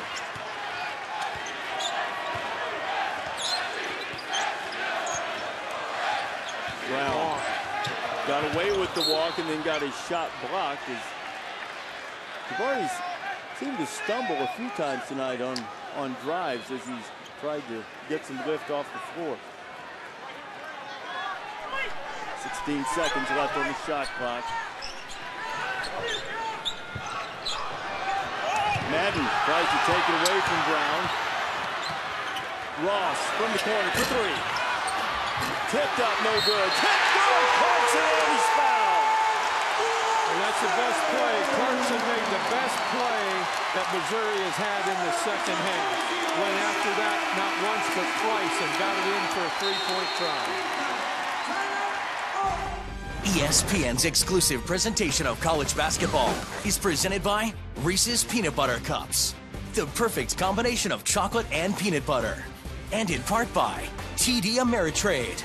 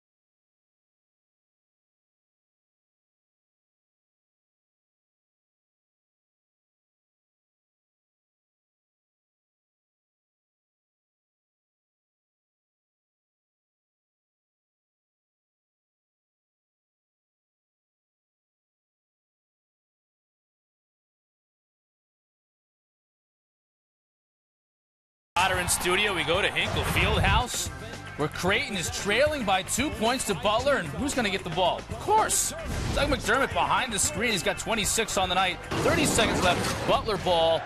We'll keep you up to date on how that one is going. And then coming up next year on ESPN, Frank Kaminsky and the Badgers. They've won 2 in a row after dropping 5 of 6 in Big Ten play. Gophers in town, tipping it up in about 17 minutes, Reese.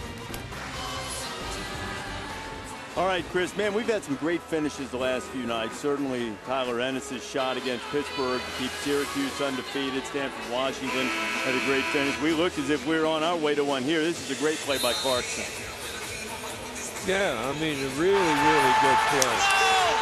But Missouri has made so many bad plays this half that they're really lucky to be just right in the ball game rather than down 8 or 10. They've had a little comeback here. And Clarkson was fouled by Kai Madden. That's 4 on Madden now as Clarkson goes to try to complete the 3-point play and put the Tigers up by 3. Jordan's leading the Tigers in scoring tonight with 22. Jabari Brown chipped in with 21.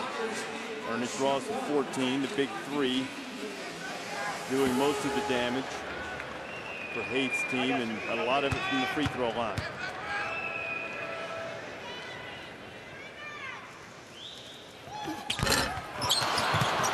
Not this time. 28 of 30 now for the Tigers. Corey Williams checked in and got the rebound for the Hogs.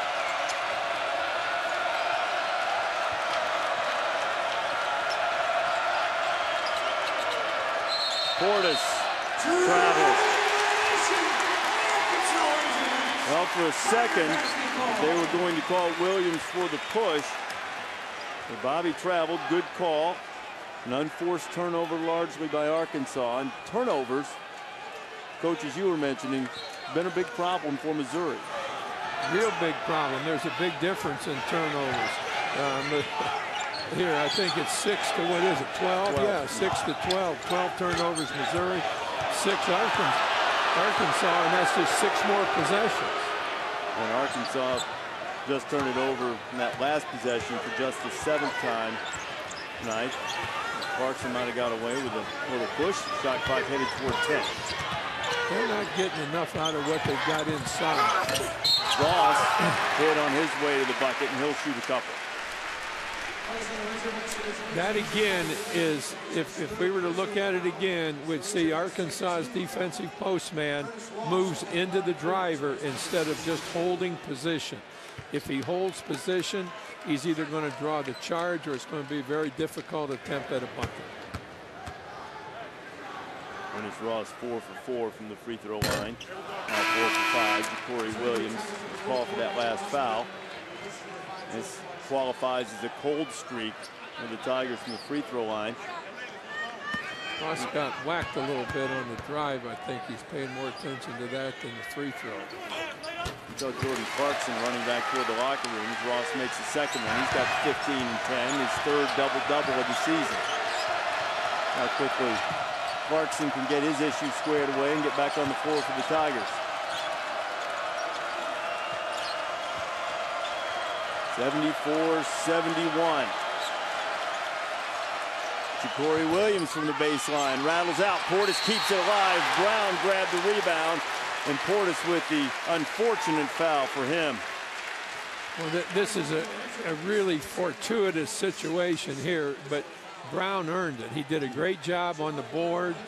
He stole the ball, really, and drew the foul. Now, that's the kind of play that has been going in the opposite direction, with Arkansas benefiting from some poor play by Missouri.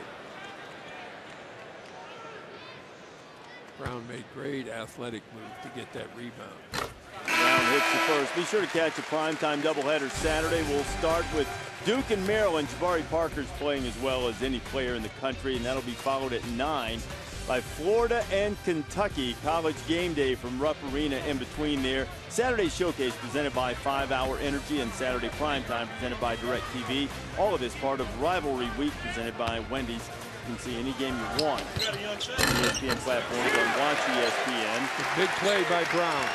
Brown made them both 14 out of 15. He's got 23, and Missouri has stretched it back to 5.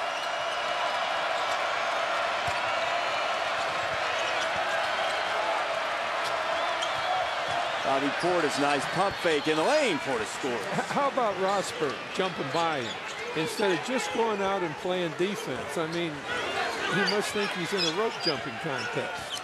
In the shoot-around today, Missouri's coaches told their players emphatically over and over again, these guys use the shot fake. Be sure to stay down. Rosberg didn't heed that warning on that particular occasion.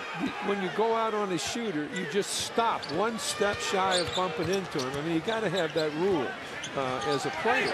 And then that way you can still exude some pressure. Clark with a huge three. Wes Clark getting deep in the shot clock. His first three-point bucket of the night. Mizzou's up by 6. Ball's loose. Portis pulls it out for Arkansas.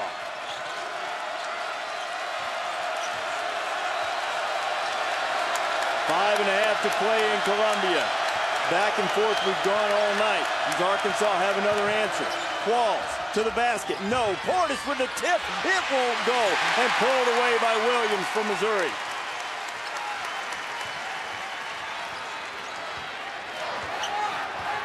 Tough break on the shot and the tip for the Razorbacks. Brown just bogarting Margrekas Wade, but Wade is an excellent on-the-ball defender, forces the jump ball, but possession arrow still in favor of the Tigers.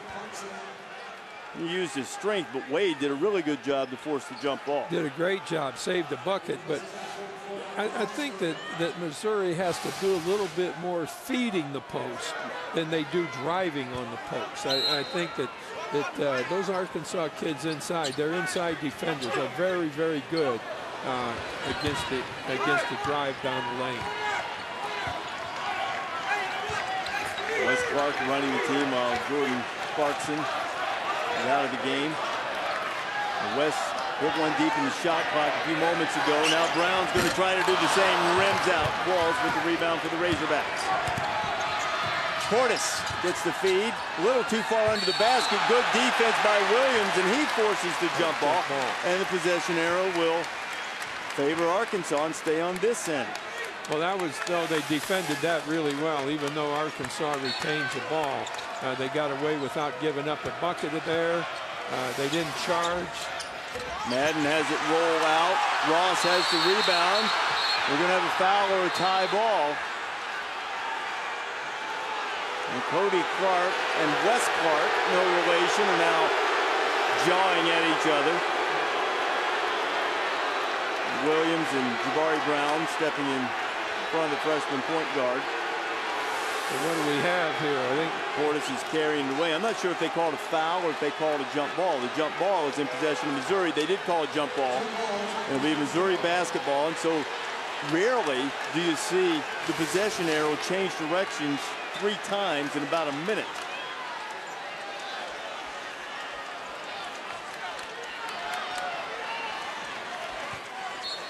So on the held ball on the floor, Missouri will have it. Now Arkansas, if we get another tied ball, will have the possession arrow. We reach the 4.5-minute mark. You got somebody open because you got 2 on the ball. Jordan Clarkson has returned from Missouri. He has the ball.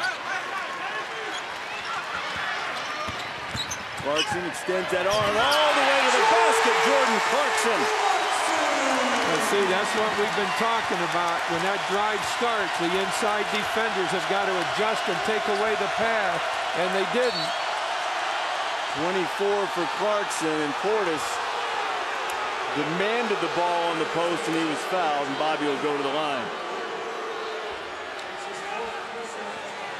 Williams called for the foul. That's his 4th.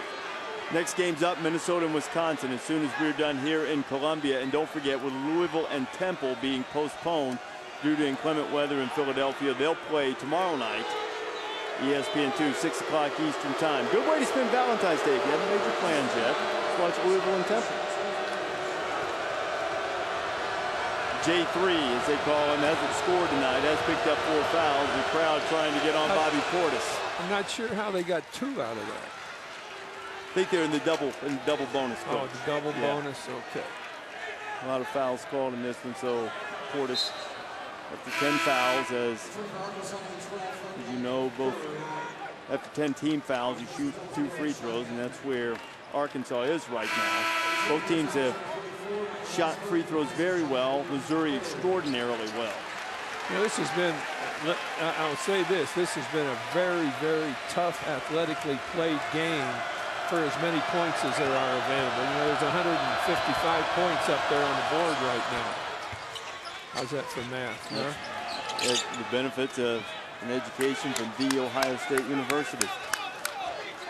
6-point game, 4 minutes to go. This is the type of game you watch. It certainly hasn't been perfectly played, but one in which you think, as many of the SEC coaches will tell you, that maybe the conference has been a little bit undervalued in some areas. These 2 teams are sub 500 in conference, but they have some decent non-conference wins, good BPI numbers. And Clarkson is fouled. He has 24 and going back to the line. That's a situation where there is absolutely no cause to foul, because if you just stay positioned, he's not going to get a good shot.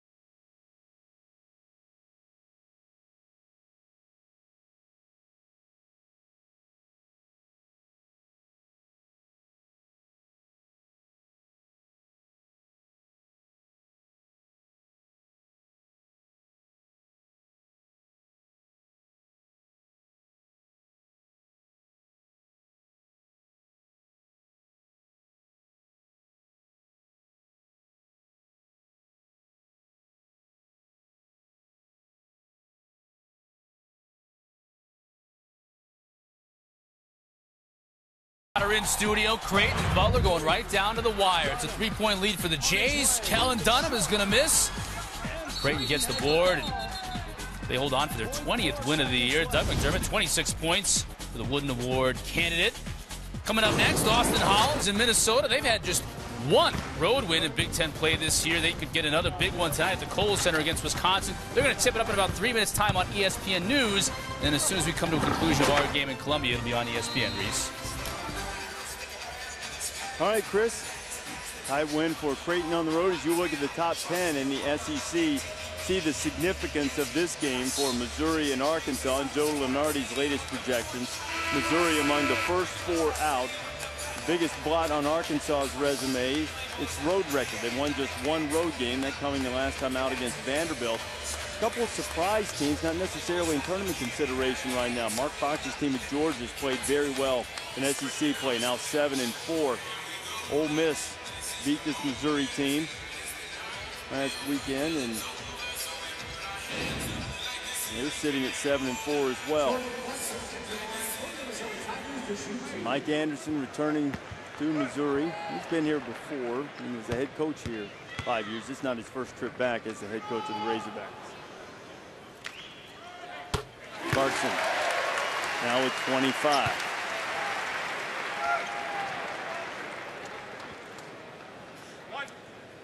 Clarkson has a smart way about the way he plays. He's a very intelligent player.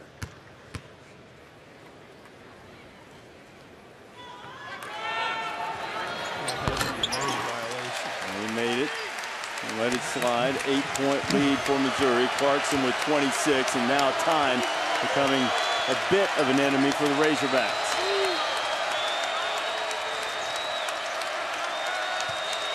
Madden working on Clark. Ty Madden.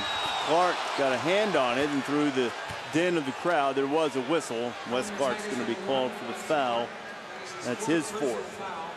There have been a lot of fouls in this game. On that drive, I won't get into numbers, but on that drive, the drive was started, and we're going to see a defensive man right there turn his back on the driver. And instead of being in a position to help out, he's gone all the way across the lane, paying absolutely no attention to where the ball is. And you just can't have that and play defense. There's no way that you can be in any position on the court defensively and not know where the ball is, let alone move away from it. It was Jabari Brown who was caught moving away from the ball. Clark was fouled. There have been 47 fouls called tonight, and I don't know that they've necessarily called this game particularly tight. Most of them appeared to be legitimate calls. Wade knocks it off of Clarkson's leg, and it'll be Arkansas's basketball. Terrific defensive play by Mardrakus Wade. We've seen a few of those from him tonight, and a much needed one at this juncture of the game. 13th turnover for the Tigers.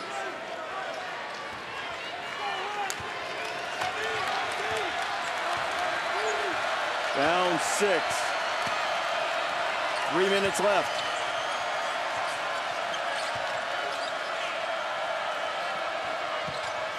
Portis gets Rosberg in the air. Bobby swooping into the paint. I mean, Rosberg has made so many defensive errors that it's amazing. And claps his hands in frustration right in front of us. 4-point game. You just got to be smarter than that. You just can't come out there and run and jump and like you're on the playground.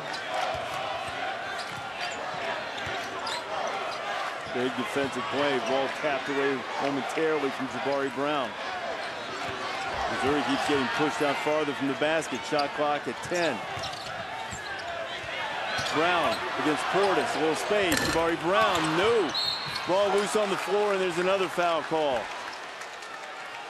Cody Clark was the one hustling after the basketball for the Razorbacks.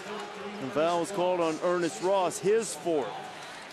See, this again just adds to the tremendous number of mistakes that the Missouri players have made. Here is your offense giving the defense a chance to score 2 points. And they don't even have to run an offense, and they've got a chance to get 2 here. Clark gets the first one. 4 Tigers are playing with 4 fouls. Clark, Ross, Rosberg, and Williams all have 4. Rosberg has gone to the bench. Williams is on the floor. Clark's out there playing with 4. Cody Clark has 4 for Arkansas, as does Ty Madden. Both free throws good. 2-point game, 2:11 to go.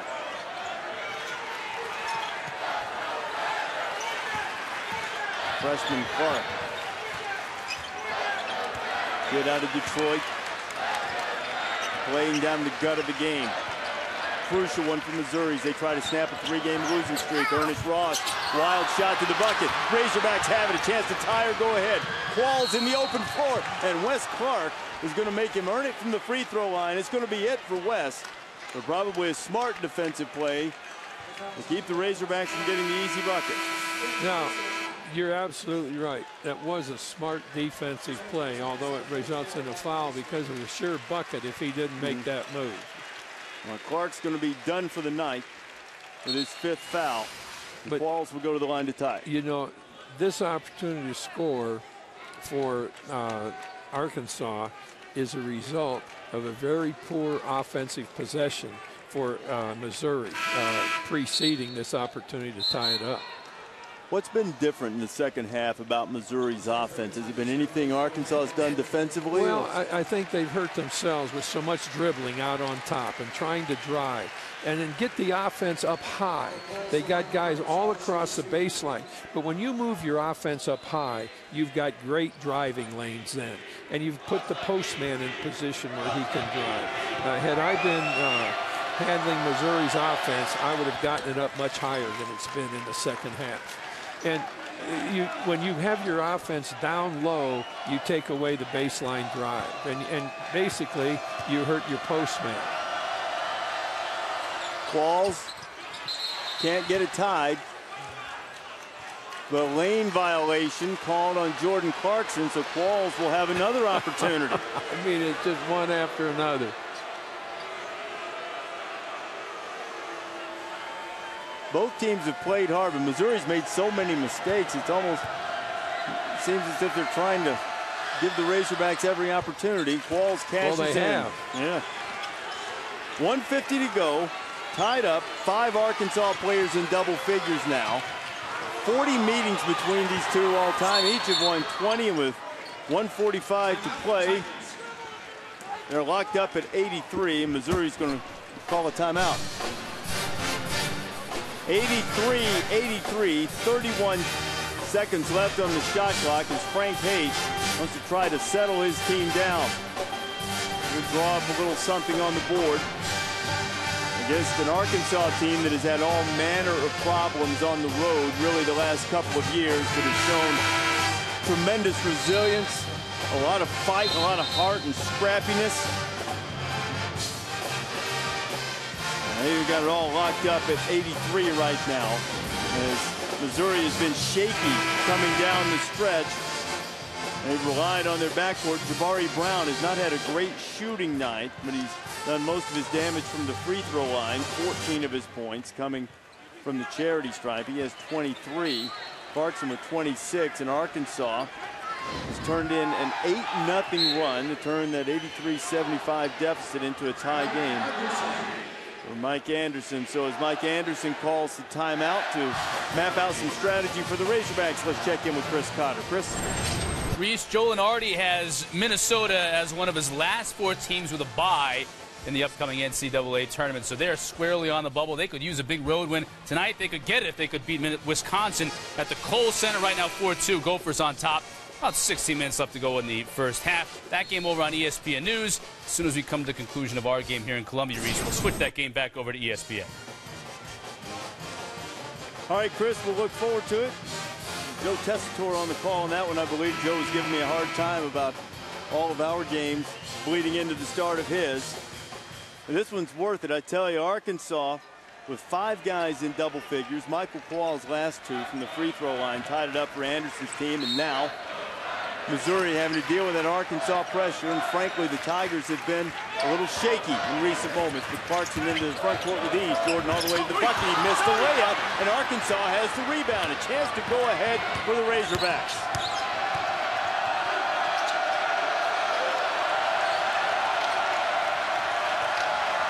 Crowd trying to get behind the Missouri defense.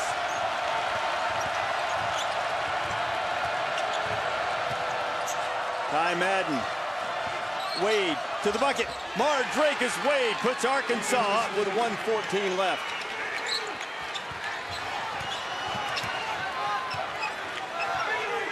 Now Missouri needs a good possession. Had a good possession last time, but Clarkson couldn't get the shot to go. And Jordan will drive it right over in front of Frank Haight and call the timeout. Missouri has 2 timeouts left and exactly 1 minute left to play. 24 on the shot clock, and Arkansas has scored the last 10 points. Take an 85-83 lead. The significance of this game is this. Missouri trying to enhance its NCAA tournament resume. Both these teams, favorable schedules coming down the stretch. But the Tigers trying to avoid their 4th straight loss, while Arkansas is trying to get its 2nd straight road win, and road woes primary blot against the Razorbacks tonight. But boy, they've they've shown some real toughness here tonight, Coach. So 85-83, Missouri with the ball, 24 on the shot clock. What are you looking for from Frank Haith's team? Well, first of all, you really got to give Arkansas a lot of credit. Now, Missouri gave them a lot of opportunities, but Arkansas virtually took advantage of every mistake that Missouri made when they went from that 10-point deficit to a lead now. And, you know, that's a tremendous thing for a team to be able to do, is just simply take advantage of opportunity. And the opportunities were given, and they did take advantage of it. Clarkson missed the layup last drive. Jordan all the way back, gets his shot blocked, but this time he was fouled. It's Bobby Portis called for the foul. And Missouri has just given away so many things at the Arkansas end of the court, not just things that they've done defensively where they haven't gotten anything out of it, but at the other end, they've given Missouri so many, or given Arkansas so many chances. Clarkson leads all scorers with 26.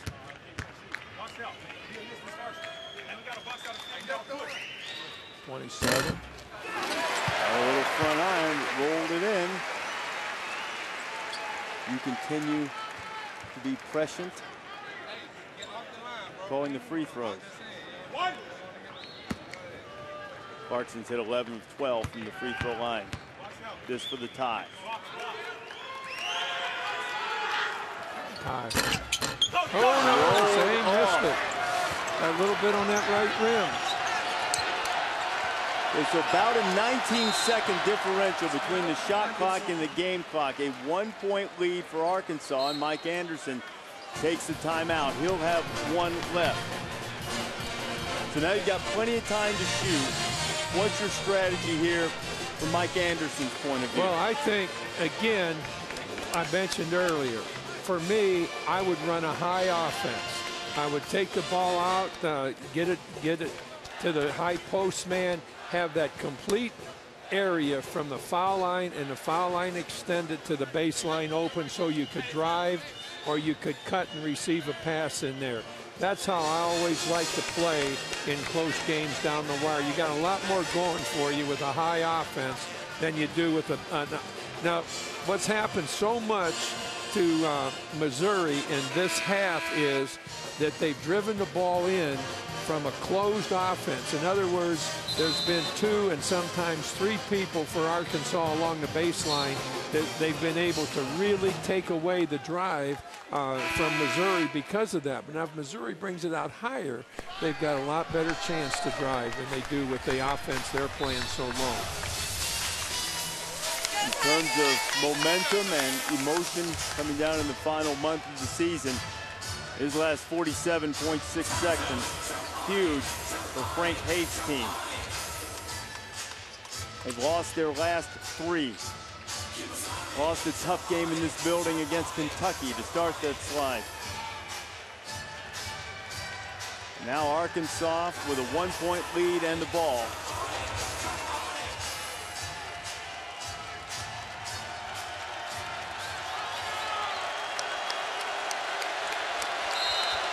Missouri's going to get a crack at it no matter what, but it's going to be a lot better for them if they can keep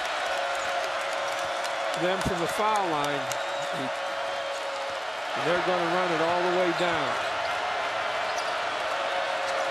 Madden and Wade have been tough to stop from getting in the paint with 10 seconds on the shot clock. Kai Madden has it. Working on Clarkson. Dribbles off his foot. Wade traveled and got away with it. And then stepping on the baseline was Madden. Turnover for the Hogs and 23.9 to go. No shot clock. Missouri has the ball. Who do you want to touch it from Mizzou? Well, they've got it right where they want it, but he's got to get open so he can move without the ball, Brown. But see how deep they are? You've got 2 defensive players already down at the basket. Jabari Brown in the paint. Missouri's on top. Now Arkansas has a chance. And Mike Anderson is going to use his final timeout. Jabari Brown brought it across the midcourt line. Jordan Clarkson stayed in the back. It was basically a 4-on-4 game, and Brown, who hasn't had the greatest shooting night from the floor, made his 5th field goal, and it is tonight's Reese's perfect play. Now, see, he does a great job here, and he splits it. See, the defensive man was slow coming over. We've talked about that all night. And yet, if that offense is moved up higher, you've got a much, much better chance of getting to the bucket than going against the defensive man that's already down low. Arkansas's last possession was not a good one. Nearly turned it over on the side and then did turn it over when Madden stepped on the baseline. But there's 10.2 to go. There's no rush necessarily. What would you like to see the Hogs do? Madden take it to the basket? Well, I think that you've got to spread it, and you've got to really keep it spread. And, all right, who's going to be our best driver? If we can reverse the ball, again, I'd like to be high. I'm going to put my best driver down in that right corner, and we're going to play above the foul line and the foul line extended. And he's going to be about 6 or 8 feet above the baseline down there, and he's going to work to get open. We're going to hit him, and we're going to have 9 other players above where he is. Now, the defensive man is in a real bind, because if I fake to the inside and go outside and he moves and hits me, I'm on the free throw line. If I fake inside and we've got enough more fake to the baseline and go inside, same thing can happen. But it can only happen if we keep the whole thing up high. Now, whoever my best driver is, I'm going to put him down in this right corner about 6 feet above the baseline.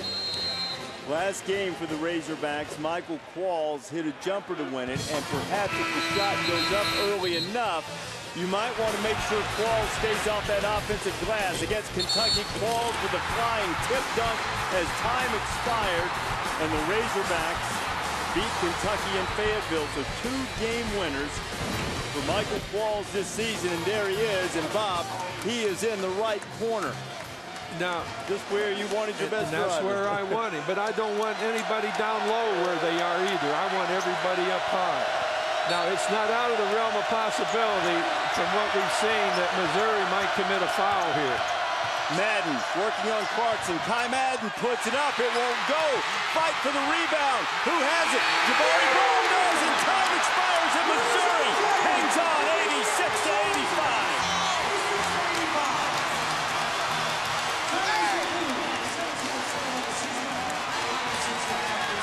Another heartbreaking road loss for the Razorbacks, as Madden has been slow to get up as he missed on the drive, and Missouri pulls it out to stop their 3-game losing streak.